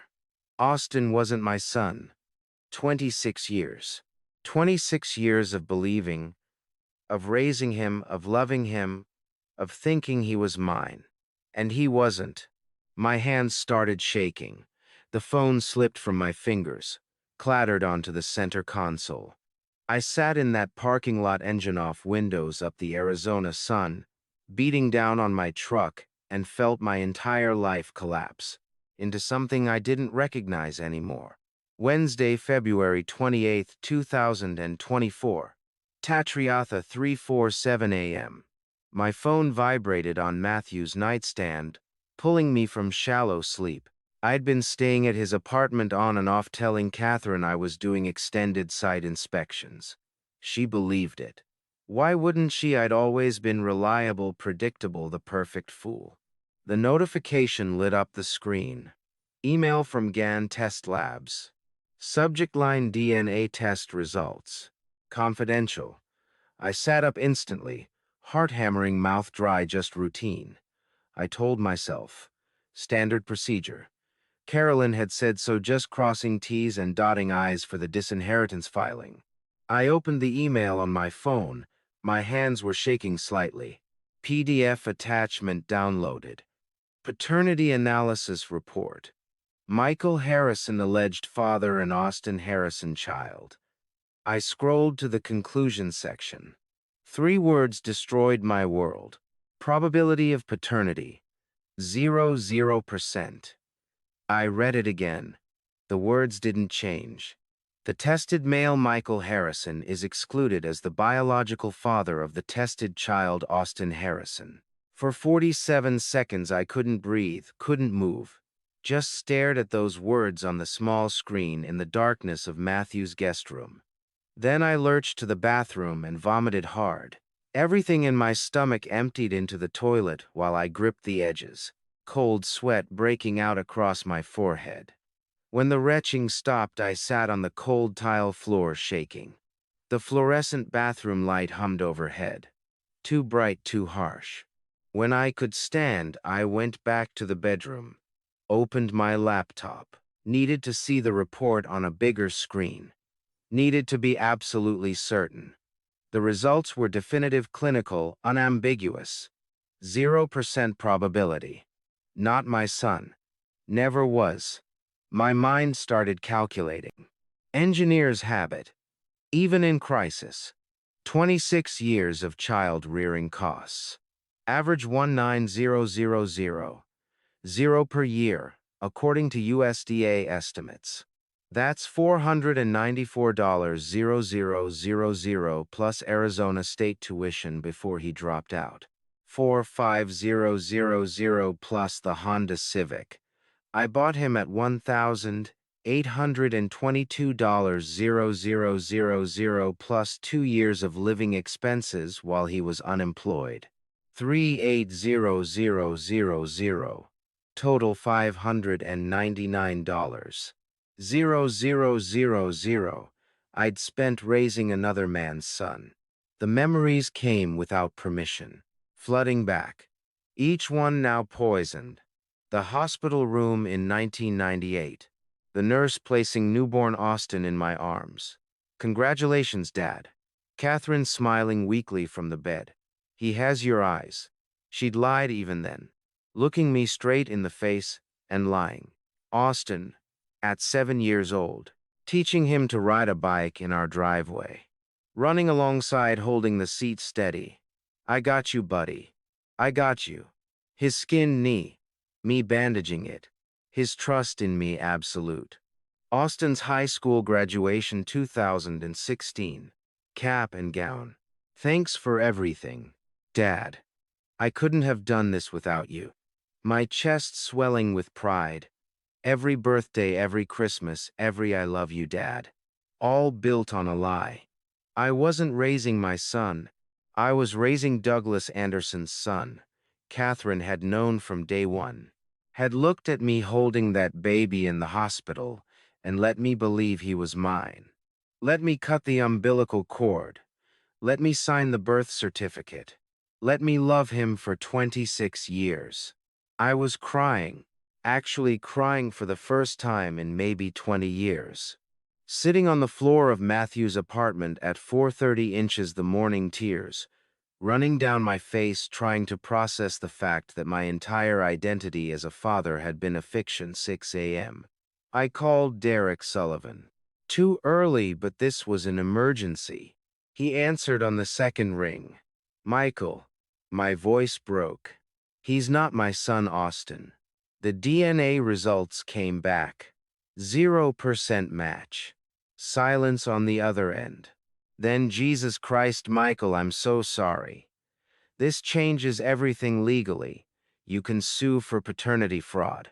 You could recover over 500 0 inches damages.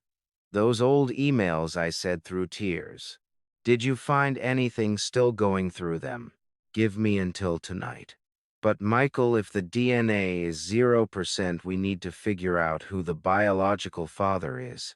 I already knew. In my gut I knew. It's Douglas. Has to be Douglas. Let me verify. I'll have answers by this evening. He hung up. I sat on Matthew's couch as dawn broke over Tempe, watching the sky lighten through the window, holding a DNA report that said I'd been living a lie for 26 years. At 8 a.m., I called Cortec, told Douglas I was still sick. Needed another day. His concern sounded genuine. Mike, you okay? That's 3 days in 2 weeks. Maybe you should see a doctor. Maybe I should see a doctor. The man who'd gotten my wife pregnant 26 years ago was worried about my health. I spent Wednesday in a fog, sitting in Matthew's apartment, staring at the DNA report on my laptop screen, reading it over and over like the words might change. They didn't. 26 years, over $500,000. Thousands of moments I'd cherished as a father. First steps, first words, teaching him baseball, helping with homework, college visits. All of it built on a foundational lie so perfect it had erased my identity. I wasn't Michael Harrison, devoted father. I was Michael Harrison, useful dupe. Around noon I pulled up photos on my phone. Austin as a baby, toddler, little kid, teenager, graduate, looking for resemblance to me, finding none. How had I never noticed? How had I never questioned? Because I'd trusted Catherine. Believed her when she said, "He has your eyes." Never thought to look closer. Because why would I? She was my wife. He was my son. Except he wasn't. At 3:00 p.m., my phone rang. Carolyn Spencer. Michael, I just received the DNA results. Are you all right? No, this is paternity fraud in Arizona. We can add this to the filing. Catherine concealed Austin's biological parentage for 26 years. That's intentional misrepresentation. We can seek full restitution, every penny you spent on child support, education, living expenses. We're talking 500 to 600 0 inches damages. Who's the father? My voice sounded hollow. Can we prove it's Douglas? That's the next step. We'll need Douglas's DNA to confirm. But Michael, even without that confirmation, the fraud case is solid. She let you raise another man's child while knowing the truth. That's actionable. We talked for 20 more minutes. Legal strategy, filing amendments, damage calculations. But I couldn't focus, couldn't think past the fact that the boy I'd raised, the son I'd loved, had never been mine at all.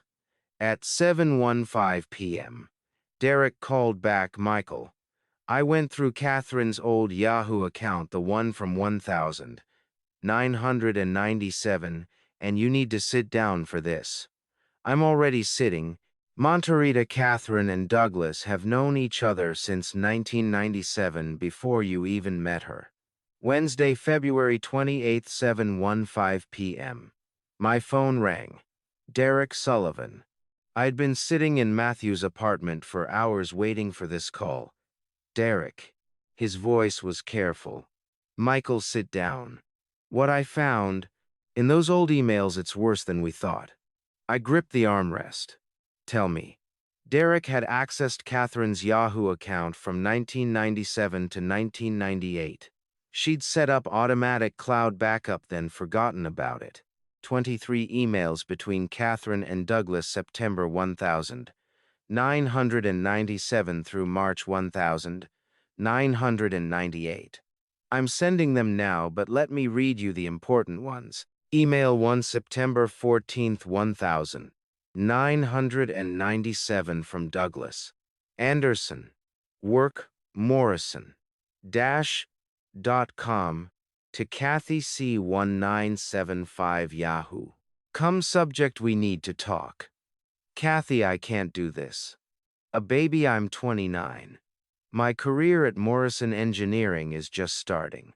I'm up for project manager next month. A kid would destroy everything. You need to make a choice. I felt ice spread through my veins. Email 2. September 18th, 1997. Catherine's response. Doug, relax. I'm not asking you to raise it. I have a plan. There's a guy I met at a coffee shop last week. Michael Harrison, 25, junior engineer at Core. Tech construction. Stable job, good income, seems really sweet and kind of naive. I can work with him. You focus on your career. I'll handle it. Derek paused. Michael, she targeted you. This was calculated. Keep going. Email 3. October 15th, 1997. 3 dates with Michael. He's perfect. Responsible. Ernest talks about wanting a family. I told him I'm on birth control. I'm 12 weeks along. He believes everything. Give me 2 more months. Email 4.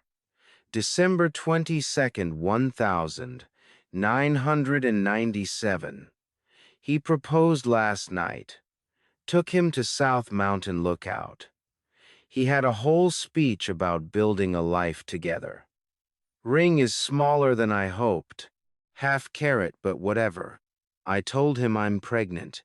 He cried. He was so happy. Thinks it happened last month. Numbers line up perfectly.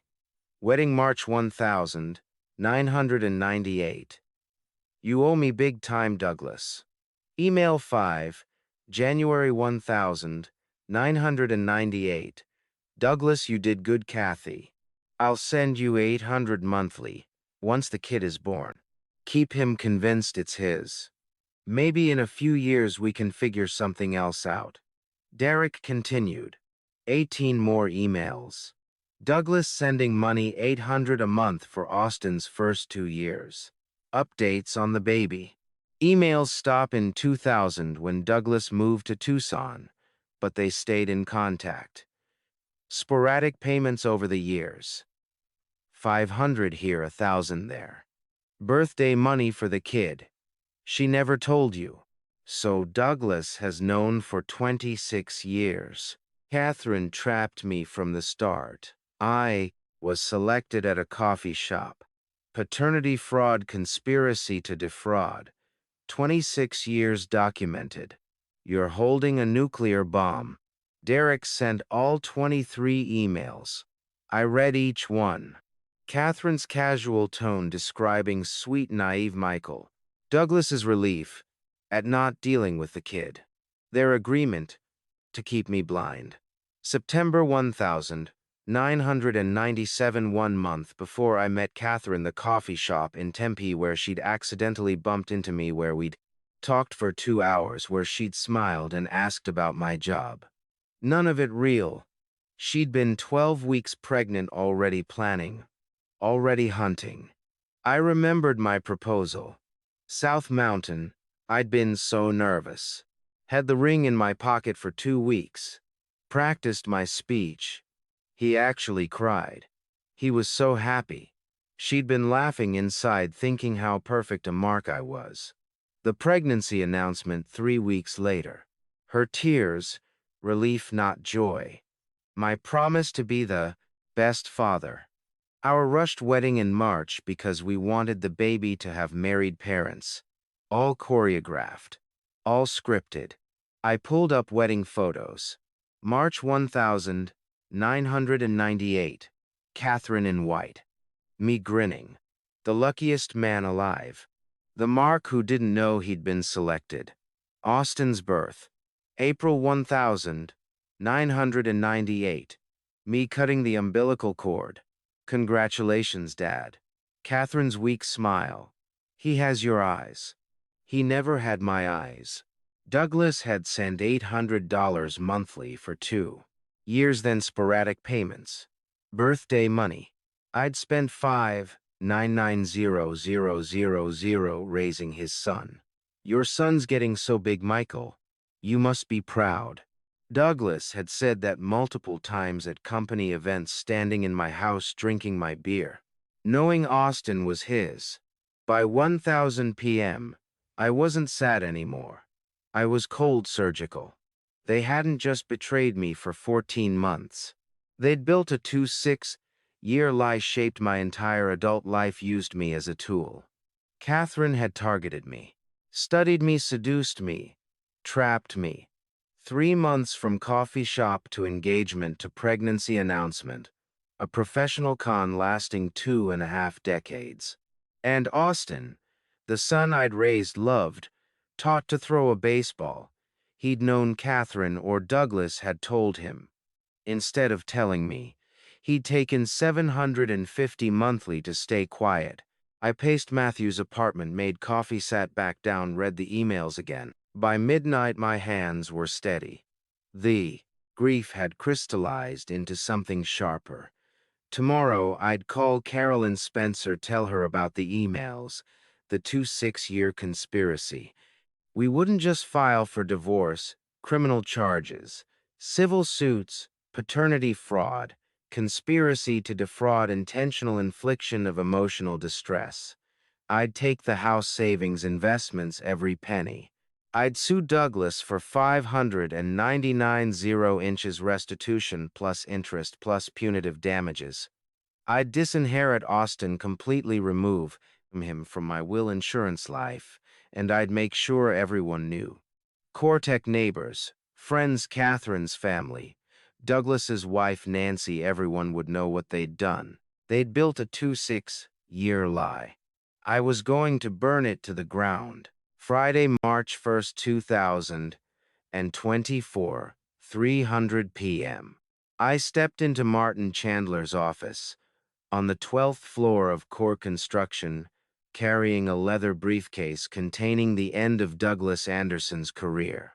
Martin's corner office was massive, floor-to-ceiling windows overlooking downtown Phoenix, mahogany desk walls displaying 35 years of company history. Martin Chandler, 72 years old, silver hair, sharp blue eyes, founded Cortec in 1989, built it from a 3-person operation into a $50 million company. He stood to greet me. Firm handshake. Michael, your email mentioned an urgent ethics violation involving Douglas. That's a serious allegation. Please sit. I sat across from his desk, setting my briefcase between us. Thank you for making time, Mr. Chandler. I wouldn't ask for this meeting unless it was critical. You've been with us 8 years. You're one of my best engineers. I trust your judgment. What's going on? I opened the briefcase, pulled out 3 USB drives, Derek Sullivan's 40-page investigation report in a professional binder, and a manila folder containing DNA results. I pushed the first USB across his desk. I need you to watch this. It involves Douglas Anderson. For the next 22 minutes, Martin reviewed footage on his large monitor. I'd created a compilation specifically for this meeting. Video Douglas entering my house. Timestamps visible. Audio. The "When does the fool come back" conversation. Video Austin and Douglas shaking hands. Clear audio about $750 monthly payments. Derek's financial analysis, 10 500 inches bank transfers over 14 months. Cortec Company policy highlighted Section 17B, prohibiting romantic relationships with relatives or spouses of subordinates. I watched Martin's face. Confusion for the first 3 minutes. Disbelief from 4 to 8. Jaw clenching from 9 to 15. Controlled fury from 16 to 22. Martin removed his reading glasses, set them down carefully. This is Douglas has been with us 11 years. This is the most serious violation I've seen in 35 years running this company. There's more, Mr. Chandler. I pushed the DNA report across. Douglas Anderson is my son's biological father. He's known for 26 years. My wife and he conspired to keep this secret while I raised his child. I have emails from 1,997 proving they planned this. Martin read the DNA report. His face darkened. He pressed his intercom button. Amanda, find Douglas Anderson immediately. Tell him to come to my office right now. Emergency. 8/10 minutes of waiting. Martin reviewed. More of Derek's report, occasionally shaking his head. Douglas walked in at 3:47 p.m. Confident stride, expensive navy suit, completely unaware of the trap waiting. He saw me. His smile faltered slightly. Martin Michael. What's going on, Douglas? Sit down. Douglas sat, eyes darting between us nervously. Martin turned his monitor toward Douglas. Hit play. Audio filled the office. Douglas's own voice. Michael's perfect, works hard, makes good. Money too stupid to realize what's happening in his own house. Douglas went pale. That's taken out of context. Martin played the money exchange clip. Austin and Douglas shaking hands. Clear audio about monthly payments. Douglas stammered. I can explain. She seduced me. Catherine came on to me. I was weak. I spoke for the first time, voice ice cold. Don't. You paid my son $750 monthly for 14 months. You used your position to control my schedule. You created opportunities to sleep with my wife. And here's the best part. I pushed the DNA report in front of Douglas. 0% match. Austin isn't my son. He's yours. You've been sleeping with your own son's mother in my house, on my dime, for 26 years. I have emails from 1,997 proving you knew he was yours from the beginning. Douglas's face turned the color of old paper. His hand shook. Michael, how did you? I didn't. Martin cut in, voice hard as granite. Is this true, Douglas? Is that your biological child? Douglas couldn't answer. Just stared at the DNA report. You're fired. Effective immediately. Termination for cause under Section 17B, engaging in relationships that compromise corporate integrity and involve subordinates' family members. You forfeit all accumulated bonuses. $485,000 total. Security will escort you from the building. You have 10 minutes to collect. Personal items under supervision. Martin, please. 11 years. I have a family, 3 kids, my reputation. You should have thought about that before systematically violating every ethical standard this company has and betraying one of our best engineers. Martin hit the intercom. Amanda called security. 2 officers to my office immediately. While waiting, Martin turned to me. Michael, I'm profoundly sorry this happened under my watch. Effective Today you're promoted to regional director. Salary increases to 1420000 annually. You'll report directly to me. If you need time to handle personal matters approved, I nodded, feeling numb. Thank you. Security arrived at 4:47 p.m. Two officers escorted Douglas out. Douglas looked back at me once. His eyes held pure hatred. After Douglas left, Martin spoke. Michael, if there's anything else the company can do, I shook my head. You've done enough. Justice needed to happen here. I left Martin's office at 5:15 p.m. By 5:30, I'd sent one final email to Nancy. R. Anderson at gmail.com. Subject: your husband's 26-year secret attachments. Selected videos. DNA report 1,997 emails. Mrs. Anderson, I'm sorry. You have to learn the truth this way. Your husband Douglas and my wife Catherine have been having an affair. But it's worse than that. 26 years ago, Catherine was pregnant with Douglas's child. They trapped me into raising that child as my own. I have proof attached. You deserve to know who you're married to. Michael Harrison. Send. By 6:00 p.m.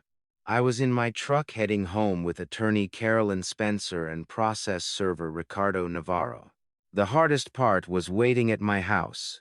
Friday, March 1st, 2024. 6:00 p.m. I pulled up to my house with Carolyn Spencer and process server Ricardo Navarro. My hands were steady on the steering wheel. Three of us walked to the front door. I used my own key, probably the last time. Living room. Catherine and Austin on the couch watching TV. Casual Friday evening. Catherine saw us, stood immediately. Michael, you're home early. Who are these people?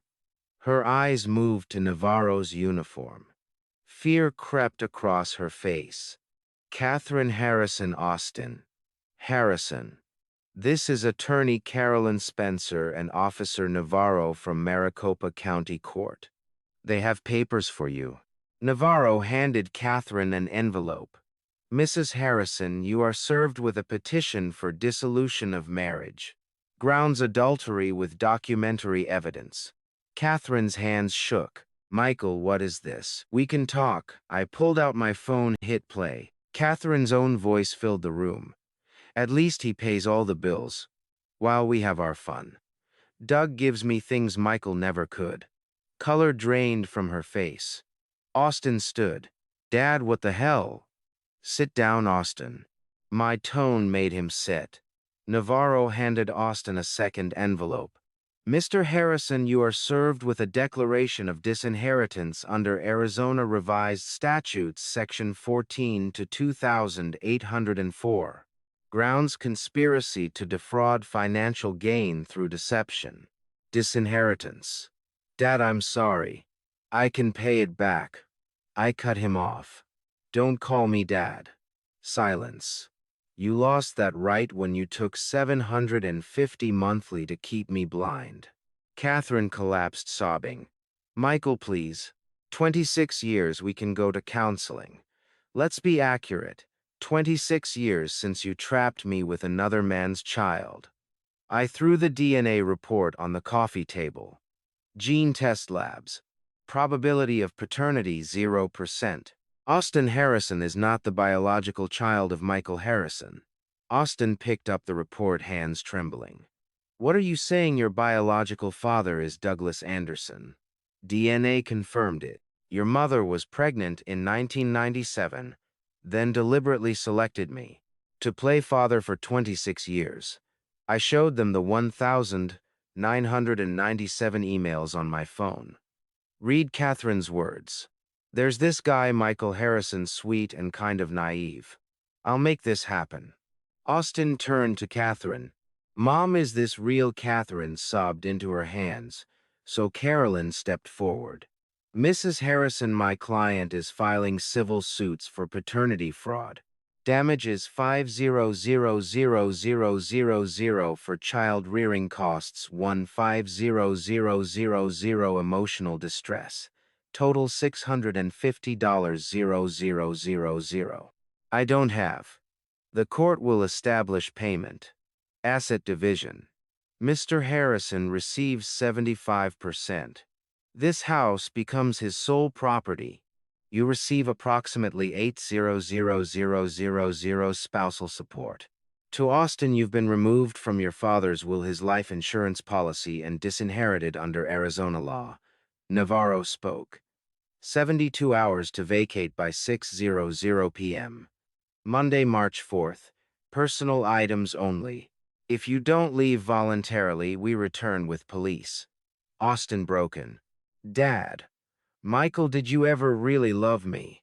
I looked at him, the man I'd raised for 26 years. I loved the son I thought I had. That love was real. But you, the man who sold me out for $750 monthly, I don't know who you are. I turned to leave, stopped at the door. Douglas was fired at 447 this afternoon. Lost 485 0 bonuses. His wife Nancy received full evidence she's filing for divorce. Your plan failed, Catherine. 26 years of lies collapsed in 1 week. You'll spend 17 years paying me back every penny. I walked out at 7:34 p.m. Carolyn and Navarro followed. Behind me, Catherine's sobs and Austin's silence. I didn't look back. Some doors once closed should stay closed. I got in my truck and drove away from the house I'd built, the family I'd loved, the life I'd thought was real. None of it had been real. But what came next would be Tuesday, May 14th, 2:03:15 p.m. I sat in my corner office on the 8th floor of Core Construction, staring at the blueprints for the Valencia Commercial District sprawled across my desk. The numbers blurred together. Load calculations, material costs, timeline projections. My mind was somewhere else entirely. Regional Director. Annual salary $142,000. 3 engineers reporting directly to me. A city view that stretched across the Phoenix skyline where the late afternoon sun painted the desert. Mountains and shades of amber and rust. 2.5 months had passed since everything exploded. I should have felt victorious. The divorce had been finalized on April 3rd when Judge Martinez took exactly 43 minutes to review the evidence, the videos, the DNA report, Derek Sullivan's investigation, the 1,997 emails before ruling in my favor. 43 minutes to dismantle 26 years of lies. Douglas had lost everything the day security escorted him from this building. On March 1st. Fired with cause under Section 17B. He'd forfeited $485 0 accrued bonuses. Nancy filed for divorce 2 days later. And by mid-April, she'd walked away with their $1.2 million house in North Scottsdale, the $850 0 condo in Sedona, and 80% of their investment portfolio. Now Douglas lived in a rented apartment in Mesa for $1,400 a month and had been unemployed for 10 weeks. The construction industry had effectively blacklisted him. During his April deposition, he'd refused to acknowledge Austin as his son. Too late for that now, he'd told his lawyer. 26 years too late. Catherine had moved into a 1-bedroom apartment in Tempe right after the eviction deadline, $1,350 a month. Within 2 weeks, she'd found work as an administrative assistant at Southwest Logistics Incorporated, earning $1,650 a month before taxes. But the court-ordered restitution payments crushed her $2,500 monthly for 17 years. The math was brutal. Rent plus restitution equaled $3.850 monthly obligations against $1.650 income. She'd taken a part-time retail job at Target that brought in another $800, leaving her with roughly $100 monthly. Austin had become a ghost. He worked as a DoorDash driver, pulling in about $1.400 a month, and shared a four-person rental in Tolleson for $475. The court had sentenced him to 200 hours of community service for conspiracy to defraud. He'd tried to contact me 7 times, calls, texts, emails I'd blocked without reading. Austin had lost both fathers now, the one who'd raised him and refused to call him son, and the one who sired him and refused to acknowledge his existence. My promotion had come with a $175,000 compensation bonus. Cortex apology for what Douglas had done under their roof, combined with the house now worth $780,000, and fully paid off my 75% share of our joint investments at $240,000 and the $135,000 I'd moved to my personal account. I was financially secure.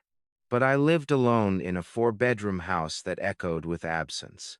Sundays stretched like the desert itself, vast and empty. Matthew visited on Tuesday nights, and we'd watch the suns or sit in silence, which was its own kind of comfort. In my desk drawer, I kept USB drive number 1. Sometimes late at night, I'd pull it out and hold it, feeling its weight. I never plugged it in again, but this small piece of plastic represented the moment everything changed. The moment I'd stopped being a fool and started documenting the truth. Last month, I'd had the cherry tree cut down, the one I'd planted in 2000 when Austin turned 2. The landscaper asked if I wanted to keep the wood. I told him no. Some roots run too deep to save. This morning, I'd met with Janet Morrison, the real estate agent Matthew recommended. The house was going on the market next week. I'd already found a 2-bedroom condo in downtown Tempe, 1400 square ft, with a rooftop terrace, listed at $485,000. The paperwork would close in 3 weeks. At 11, I'd stopped at Cartel Coffee Lab. While waiting for my Americano, a woman about 45 with kind eyes and a Diamondbacks cap had struck up a conversation about the unseasonably cool weather. We talked for maybe 5 minutes about nothing in particular.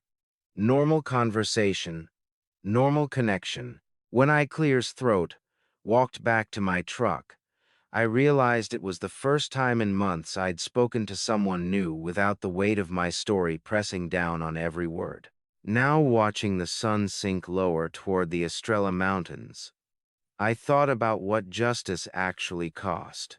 The price wasn't just what you took from those who wronged you.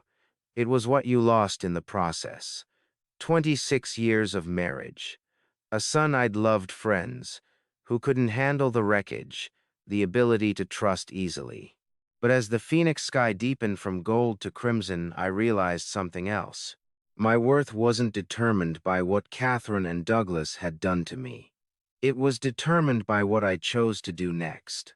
How I treated myself, how I rebuilt, whether I let their lies define the rest of my life.